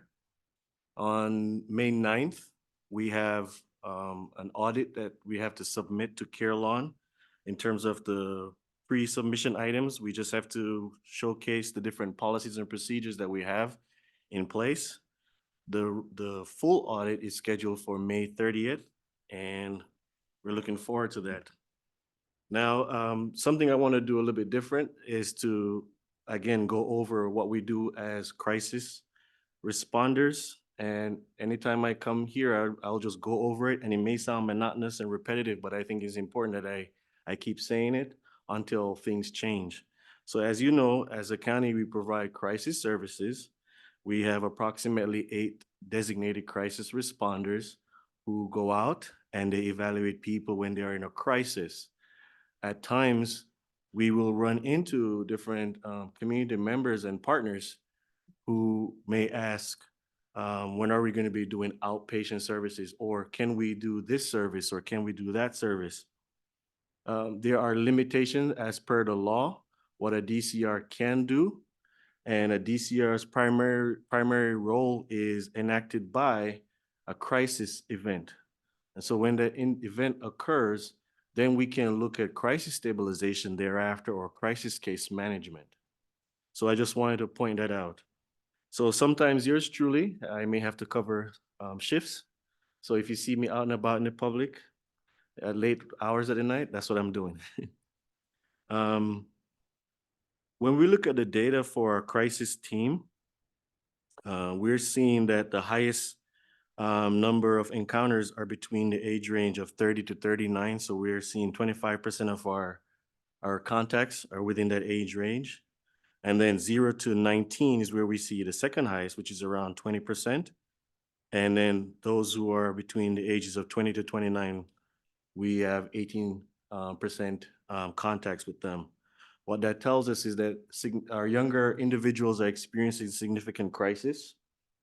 And again, it centers around to the lack of outpatient services, which I'll speak to subsequently. And then to wrap up, where we most frequent as a crisis team, we see most of our contacts at KVH, Klickitat Valley Hospital. And then second is at Skyline. And then at the jail, we are roughly at 18%. And at Skyline, we are at 28%. And at KVH, most of our contact is above 50%. As for the schools, we have a lower turnout. What we've been doing, and I've been actually actively involved in, is participating with Carelon Southwest multidisciplinary treatment team, where if, for example, the school may have difficult, challenging situations at school with an individual and the parents may need additional resources or help, I attend so I can provide some guidance around how we can best help that family. And so far, we've been doing good, I think. So as far as with outpatient, I believe that you'd be pleased to know that we are looking at opening up this July. And we would like to roll out SUDs, substance use services, because we do have the full-time personnel to be able to carry out the work. And so what are some of the services? Well, we're looking at individual appointments, as well as assessments, walk-in assessments. And the reason for the walk-in assessments is because as we grow and we aim to become a certified community behavioral health clinic in the future, we want to be able to do same-day access so that we don't have these long wait times for individuals who need care.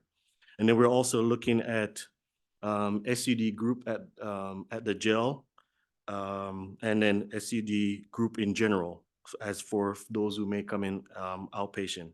And as far as those services are, I think that we are able to do it and do it well with the available persons that we have.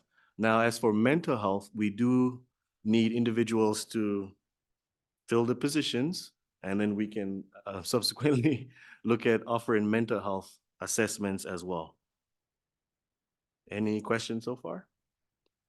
No. So I mentioned earlier about the certified community behavioral health clinic. Erin. Erin. And Yeah, I just wanted to add on to what you're saying. So I wanted to be very clear about the crisis services, that we only respond to the schools, the jail, and the hospitals, so Skyline and KBH. At this time, we don't respond in the community, so I wanted to be very clear about that. And then just as far as outpatient services starting July 1st, that we're very clear that we're starting with SUD services July 1st. It's not the entire list of services, that we'll be only rolling those out, and it will be very slow as we move through lessons learned, because we still have a lot to build. So just making sure that everyone understands those aspects of what Tyrone just shared with us. yes, and okay. Thank you, Erin. And then as I mentioned earlier about the CCBHC, the Certified Community Behavioral Health Clinic status, I went to a conference in April in St. Louis, Missouri, to learn more about the process. I've been to one before. I was actually responsible for onboarding the CCBHC clinic at my previous employer. And the reason why we're looking at said model is because the state of Washington may eventually move in that direction. And one of the important things with said model is it grants centers the ability to be able to offer competitive pay for staff so that they can show up in areas like in rural areas where it's very difficult to find individuals to come and work and provide the services. And not only that, it puts emphasis on agencies to be able to collaborate within the system that they envelop and have sustainable relationships going forward. And so if, for example, we can't provide a service ourselves, we could enter into structured agreements and to be able to bill for it by creating those relationships. So it's one of those ways of sustaining the program going forward and guaranteeing the ability for staff to continue to provide SUD services, crisis services, and mental health outpatient services. If you would like, I can send a copy of the 2022 impact report so that individuals can read upon it and see what it's all about. And then we are looking to grow, obviously, to conduct more services, namely SUD services. And so one of the things that we are trying to do is to acquire electronic behavioral health record. And so far, we've been working with a consultant group to onboard that process, and we are in the RFP stage. May 6th was the date in which when the bids were due, and we sent out requests to approximately 6 vendors and 2 responded. So that is pretty good news. The current 3 responded. Okay, thank you. Okay, so I was corrected. 3 responded, and that's very good news. And that will give us, an opportunity to look at more than one options. Because again, having a robust electronic behavioral health record will help us to be able to track and meet the measurement goals that we're going to set going forward for the program. So we're excited about that. Let me see. yeah, I think, oh, and by the way, so on April the 23rd, I had a meeting with Will, who represents the county EMS transport. And we had a very good conversation, and we had some excellent takeaways from said conversation. Some that stood out was that there was a tentative agreement to provide training.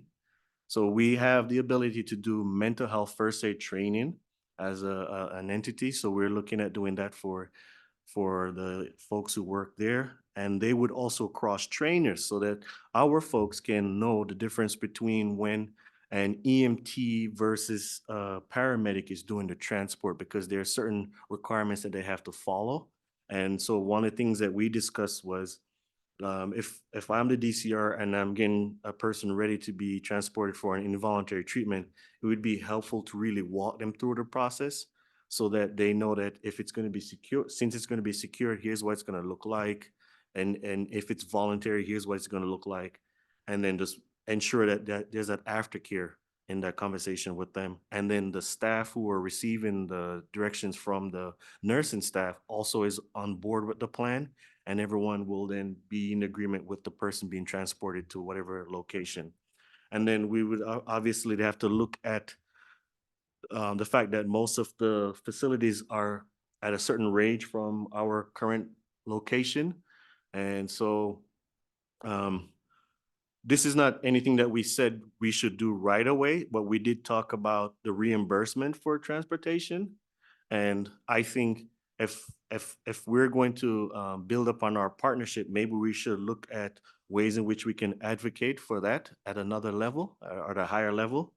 So that's something that I'd be open to discuss further. And going forward, we will continue to have that conversation along with the hospitals. So KVH already met with him, and we're getting ready to have another meeting in the near future, to be able to work out those plans with Skyline as well. That's it for behavioral health. Great. Thank you very much, Tyrone. You're welcome. Does anyone have questions of Tyrone? No? I just have a clarifying one. I didn't get the third age range on that you shared for the data. Yes.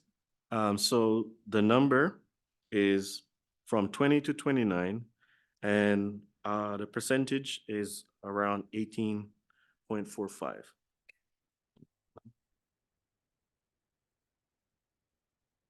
So we'll move on to public comments. Is there anyone online or in the room that has a comment or a question for the board? Not seeing anyone today. So with no public comments, it's motion to adjourn. Is there anything else? Madam Chair, I would make a motion to adjourn the regular meeting of the Klickitat County Board of Health. I second that motion. Thank you. Motion and a second. Any discussion? All those in favor? Aye. Aye. Aye. Thank you very much. Always good to see you guys. You're doing good. Moving forward. Report. Yeah. Yeah. We appreciate you.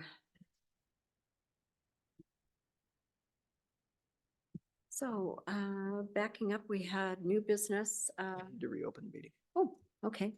So we have concluded our regular health board meeting. So we're going to reopen the meeting for the Klickitat County Commissioners. And we had a couple of items still on our agenda. Under new business, we had review of the historic preservation grant. Or is Aaron going to be here for this one under unfinished on the Johnson & Johnson? I am. Let's do that one first then, Aaron. So That would be fabulous. Yeah, then we can cut you loose. And then was Jen going to be there for that one too? Okay, if she's, okay. I'm just gonna, I guess I'll just get up there and. Okay. Yep. Yeah. Yeah. We'll get Elise in place to help you out and we'll move forward with that one.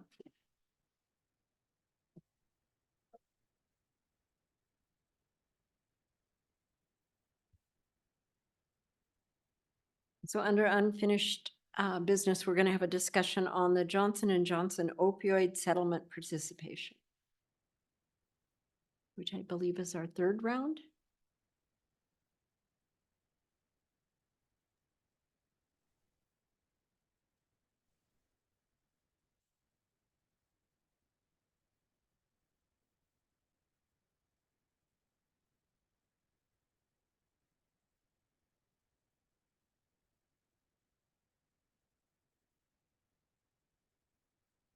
Which packet? One right here. You want the packet? Thank Thank you.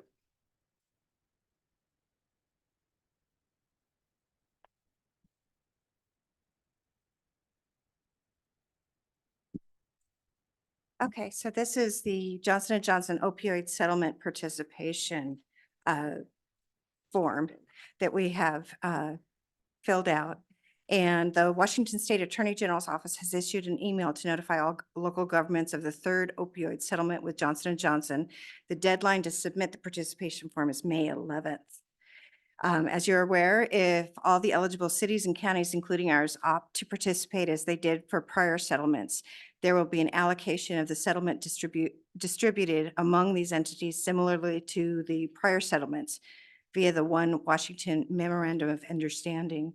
It's important to note that participation at this stage does not signify acceptance of any funding or interest into a contract. It's worth mentioning that the county has previously opted to participate in 2 other settlements related to similar opioid litigations, but has refrained from accepting any funding from these settlements at this time. Furthermore, it's imperative to understand that any potential funding from this settlement will not be dispersed as one lump sum. Instead, it will be spread out over a period potentially spanning 18 years. This protracted disbursement timeline necessitates careful consideration of our financial planning and resource allocation.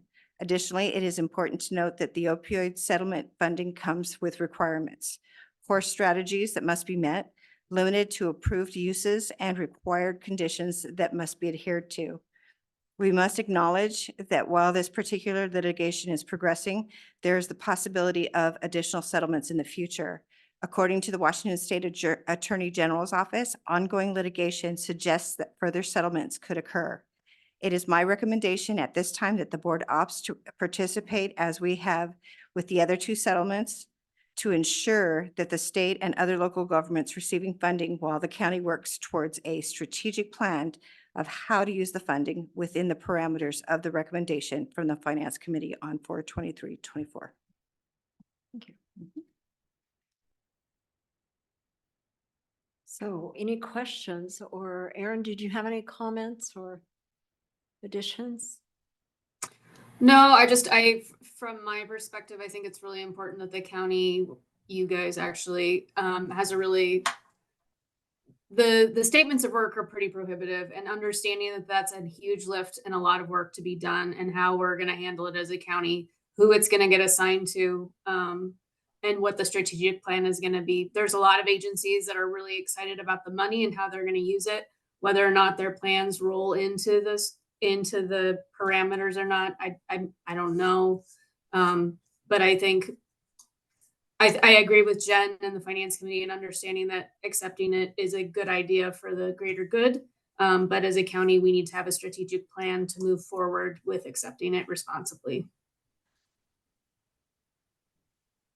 Since we have a short time frame for the submittal, is it possible to submit, since we don't know who's going to manage it and it's a heavy lift, can we decline if we're awarded? I think we've accepted, and I apologize because this is Jen's superpower. This isn't mine. So this is my understanding. We've accepted the other 2 awards, but we've agreed to the settlement. We haven't accepted the money for the award. We don't have a plan to utilize it. We haven't met the requirements to utilize it. So saying yes to what Elisa read and signing on to the May 11th allows us in the same token to be part of the group, and then to later determine if we're going to accept the funds. Okay. If we don't say yes, we can't accept the funds later. And that's my understanding. Limited understanding. And also we're the only county that hasn't signed. Mm-hmm. Okay. Dan has a question. Mr. Well, Christ, no, just for further clarification on what Aaron said. Just because you sign this document doesn't mean you have to take the money later. We've signed on to the first two documents. We don't have a plan for the money yet. Maybe we do, maybe we don't. But you can always opt out and not take the money. 5 years down the road, if you decide you don't want to do it, the initial, pardon me, again, I'm sick. The initial thought was opt in so we don't lose our opportunity, sit on the sidelines, watch other counties react to it, see how they watch them do the trial and error and what works and doesn't work. And then we'll learn from them and decide what we want to do going down the road. And that's what I would recommend we do with this one as well. Mr. Anderson. I'm in agreement. We should accept the dollars and then we'll figure out how to spend them in the future. Okay. And I have no more questions. I would entertain a motion, I believe. Madam Chair, we have before us the Johnson & Johnson opioid settlement participation form. My motion is to authorize the chair to sign the acceptance. I would second. Say it again. Say it again, Dan. Second. Erin still has her, should we finish the motion or Erin still has her hand up? No.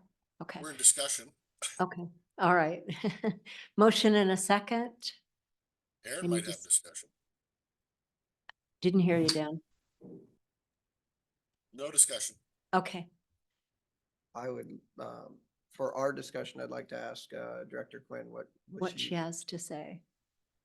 Sorry, I wanted you to finish the motion first, but I would recommend if you choose to vote yes, which sounds like you're going to, that we explore an outside agency to manage these funds. I have someone that's interested, but I want to know what the board thinks before I approach them formally and say, is this something you'd actually like to come talk to the board about managing for us as a county?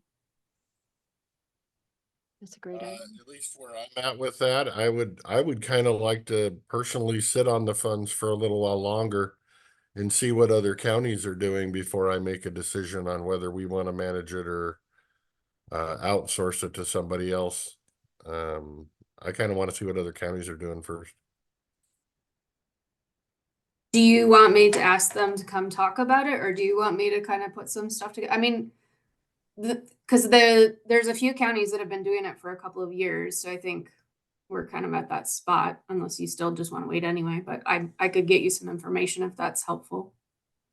Well, I guess where I was at was I was hopeful that we can use the money from settlement 1, settlement 2, settlement 3. There might be a 4 and a 5 that might actually end up paying for one full-time employee that would be useful to have in either adult probation as a transition from incarceration to not incarcerated, or they can be employed in mental health type of a thing to do a service that we might as a board feel is needed but is not being very well provided in the county already. And I don't know that we've had any of those discussions, so it just seems like a rush to judgment to me. Sorry, I'm about to have a sneezing fit. If I mute, that's why. If it just seems like a rush to pass it off to an outside agency, when we don't, because we're not going to get it back. You know, if we make that decision now and we pass it to a ABC organization, you're not going to look at it 2 years from now or 5 years from now and see that what they're doing, maybe you want to do something different and you're going to take it away from them. That's just not going to happen. So I don't know, maybe I'm a little more hesitant to make a reaction, but I don't know. I'm open. Can I clarify something? I think maybe I misspoke, and so I would like to clarify something that I think would make you feel better potentially. So when we're looking at when I'm asking if you have interest in an outside or agency managing it, anyone that wants to do a project has to apply for the funds, whether it's the county, it has to go through a strict approval process. So the outside agency would just be the pass through. Like they would manage the application processes and reviewing the applications, and someone from the county could still certainly be involved in that process as well. But it would literally be them managing the management of the money. That's what we're looking at, an outside agency, because we felt like the management of the money within the county constructs would be very prohibitive. Interesting. I would like to know more on whether they come and give a presentation. I'm always open to learning, so that's fine with me. Yeah, I'm fine with that. Okay, I'll get you some more information. Thank you, Aaron.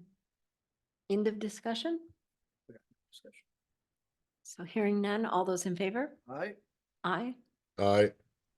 Motion passes. Thank you very much, Aaron. Okay, so historic preservation. Grant applications.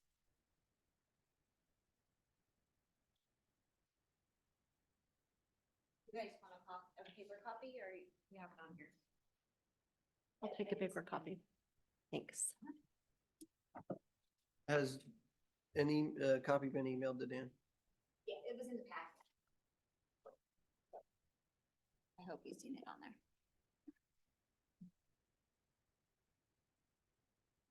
Okay, so I put out the RFP for the historical preservation grant proposals and we received 3. In the past, there's been 4, so I'm kind of bummed about that. But so for the budget, we have $5,000 and we have just 3 requests that wouldn't take all of that $5,000. So we have a request from Alder Creek Pioneer Association for the purchase of a multi-wall panel swing flip frame display unit. The request is for $1,207.23.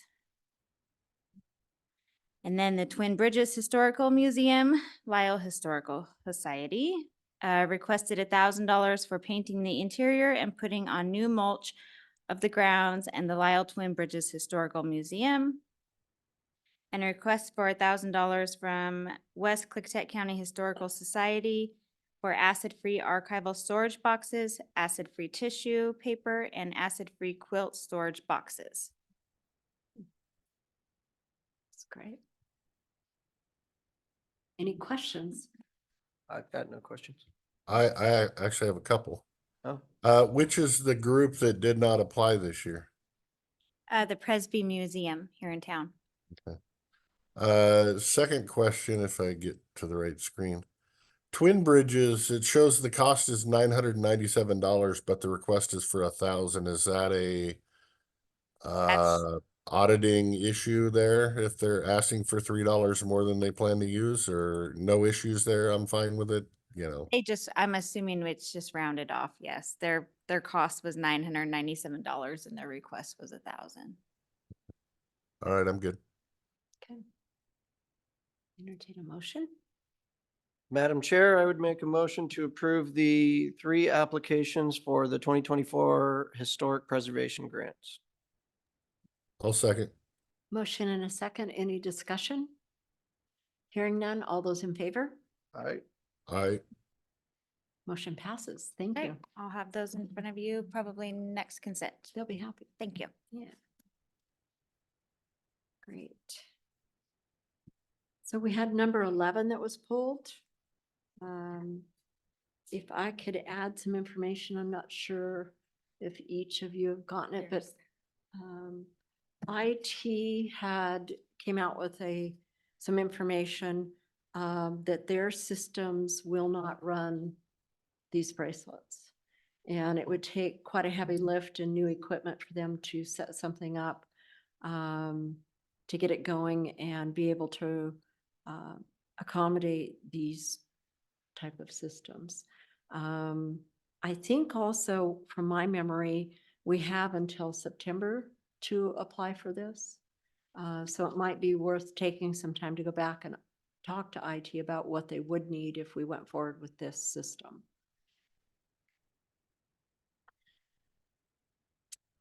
Do we know Oh, sorry, Dan's hand was raised first. Go ahead, Dan. I was actually after you, but that's fine. This is the first I've heard about the IT potential issue. I just heard about it. And if that is the case, that is definitely something we need to know about in more detail. So while on the risk group's board of directors, I voted in favor of funding these bracelets because I think they'll save lives. I'm still in favor of all the jails using these bracelets because I think they will save lives. But we need to do our due diligence and know all the answers to the questions. So, and if I don't know the answer to the IT question, I need to know the answer to the IT question. So with that, I would request that the board has IT come in and do a presentation to us next week on what it would take to fulfill this request, or what it would not take to fulfill this request, or get them to give us a presentation on what you're speaking of. And I would be fine with holding this over until next week or well, not even having it on the agenda for next week, but listening to the IT discussion, and we can take this up 2 weeks from now. I have questions as well. This was just brought to us to purchase. I would like to have staff look into, is this a sole source contract? Is this something that's on the state bid list that we can just purchase, or do we need to go out for bid on these? So that's one of my questions. My other question, I was looking through the packet of information. It sounds like there is the wrist monitors, but then there's also cuffs. And because it sounded like the original conversation was about transport, and you would use cuffs rather than the wrist monitors. And so I'd like to know what direction should we be going with one or the other, especially if we don't know the direction of the jail currently. We should have hopefully an update from staff later this month. I have no issues with pushing this off right now. I also want to know about the training and medical training required so that for reading these for the staff in the jail, and how that's going to get handled. These aren't medical professionals. And so I want to make sure that we're doing our due diligence and not potentially adding any potential liability to the county with regards to that. And then I also want to make sure, of course, I've got the question with the IT side, but if we do end up going with Norcor, is this something that can be transferred down to Norcor for our inmates that might be on a watch or special situation? Okay. And then who would answer the sole purchase or bid purchase question? Well, I think that would likely be, we would ask the auditor's office. Okay. I mean, usually these are. Okay. I just want to make sure we're dotting all of our i's and crossing our t's before we, I would imagine you can reach out to the insurance pool as well, because multiple counties have already used this bracelet scenario. But when you talk about dotting your t's and i's of potential litigation, I would also warn that if this is brought forward for approval to the board and the board decides to not do it, and then there's an issue in the jail and there's another issue and we do not have these monitors, we are definitely holding ourselves liable because we didn't do it. So I read the contract and the termination, 30-day notice kind of scenario, that even if the board was planning on defuncting the jail in 3 months, I think for risk of litigation, it would behoove us to have them in place for 3 months. Whether we can transfer them off to Norcor, that's a different story. But when this is now brought to our attention, if we don't do it, we're opening ourselves up to litigation. I guess from my perspective, it's if we know that there's going to be transport, we currently do have transports. And if we only have 25,000 to spend, I want to spend it on what is going to best work for the county. And would the cuffs make more sense rather than the wrist monitors? So, everything is a look at liability, but it's also a look at, it's a great thing that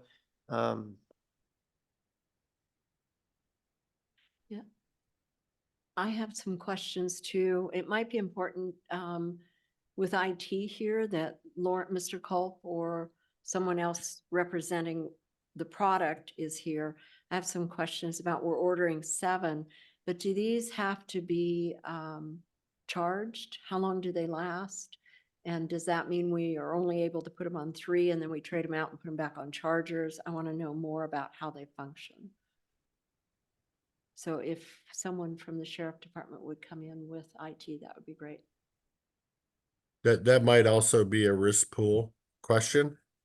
So I mean, it might, because they've other counties, like I said, have already used these. The risk pool has already went through this whole process when they made their presentation to the board of directors. They obviously see a purpose, and they might be better off answering these questions than the sheriff who hasn't used these items before. Can they So zoom? it might be possible to reach out to the executive director of the risk pool and have him give us a little update with his opinion on these monitors or something.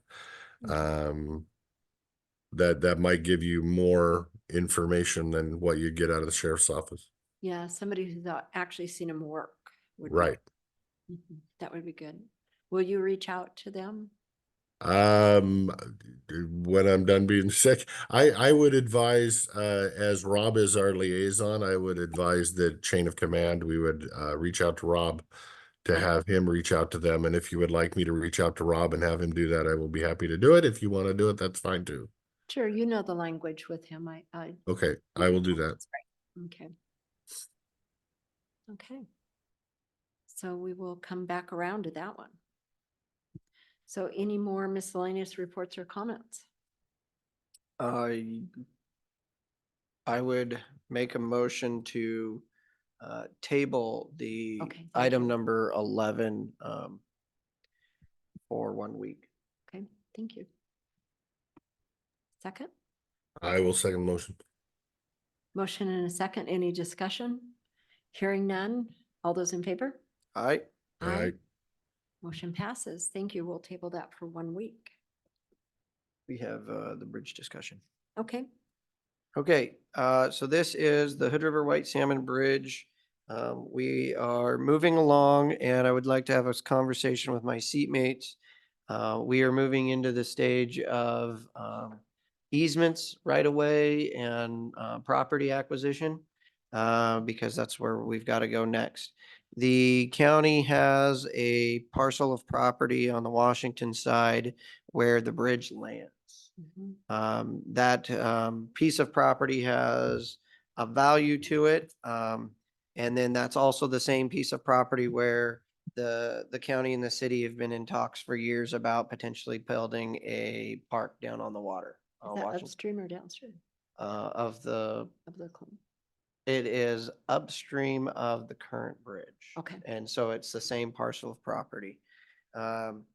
The question I have for my seatmates is this something that we can direct staff at the Bridge Authority to move forward with? Would we want to do a right of way, or would my seatmates rather just transfer that entire parcel into the Bridge Authority's name so that they have it? And then what we can do is we can use the value of that parcel as match for the federal and state grants as part of the local match. Kind of like what we're doing when we bought the property there for Joel's nursing facility. How does my seatmates feel? Mr. Christopher? I'm reluctant to give up any piece of property. And match would be such a small number anyway. On the big picture, that I would be far more open to just doing it as a right of way.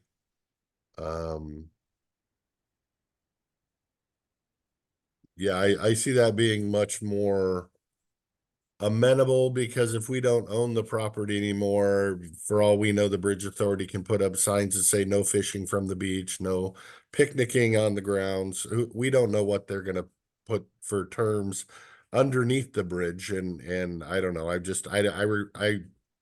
don't like giving up control of something when it's not needed. If we can just give them right away and end the argument, I'm more in favor of that. Okay. I'm reluctant to give up cash for a match. So if that helps us with a match towards something that's of value, that's better than taking something out of our budget again for a match or trying to find a match. So, this would be part of that local match, that we could be, classified as it. Buy down our match. And the reason, I was talking about using, just, it would be upon construction commencing, we will transfer the property over once, the construction bid has been released. That we could transfer the property over. The reason we transfer all the property is then hopefully as either the 4F, 5F, or 6F requirements on the bridge. We might be able to pull some dollars in to help build that park on the Washington side. And if the bridge authority owns it, then it's linked and tied in with the project. And then that's something that the bridge authority could continue to build through that process. And then when we're done with construction, hopefully then like Parks and Rec or somebody else could start managing that park. And so that's why I was looking at it as, and then if we have no ownership of it, then I'm also looking at it as joint and several liability for the county. The county has no ownership. We have no liability with it. We have had an agreement with the city to try to transfer that property to the city at some point. That was before, the bridge was looking like it was going to be successful. So. And I don't think our public works is going to want to talk about another park. Clarification Sorry, question. And is it possible in a trade like that, like Mr. Christopher's worried about access, that we have a caveat in trading that property off, that we do say that it stays in open public use and Yeah, without for limitation, write it into the legal. the bridge authority is a public entity, Mhm. created by 2 states that it would require open public access. Mhm. And the goal is to create that park that goes down there next to it. We're trying to figure out how to integrate, a little bit of the old bridge into that, because we've got to get down there to the water line. So this is just one of those possibilities. I think, the main thing is this is a very large, very expensive project that we know is going to be cash tight at $520 million.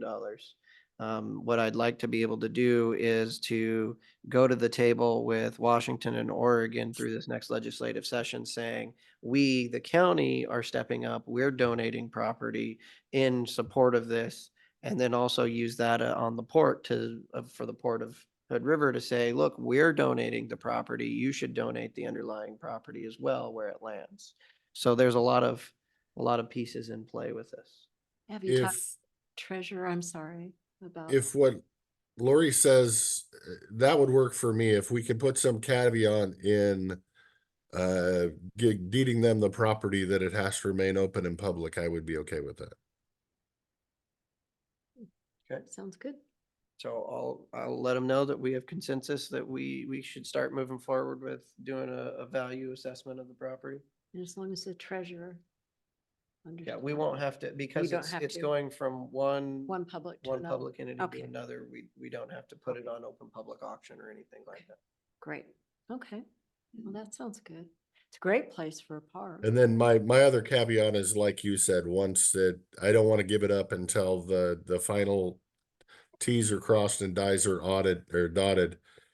I don't want to give it up and then have the bridge fall through and us not own the property anymore. So I'm sure you got that handled, and that would be my only other concern. Yep. Nope. That was part of the discussion. Yep. I'm All good right. then. Thank you. Yeah, good. Anything else? A lot done today. Well, I can tell you, I feel way worse at the end of this day than I felt at the beginning of this day. I think you actually sound better. Oh, I'm not good at all right now. How long have you been sick for, Dan? Since I got back a week ago. Wow. Oh, geez. So I think my wife had it first for a couple days, and then she had water on the ear too, so she was dizzy and Wow. nauseous and everything. And I think she got it first and then gave it to me or something. I'm glad you But stayed away. she didn't have it near as bad as I got it. Then again, I'm kind of a big baby, I guess, too. So Mhm. Well, get better. Yeah. I shall try. Yes. Thank you for hanging in there today. Don't have anything. Motion? Madam Chair, having nothing else before the board, I would make a motion to adjourn the regular meeting, noting that there will be no workshop scheduled for May 9th, 2024. And there shouldn't be any meetings where all three of us will be at. I will second, but I do want a little discussion because I forgot something.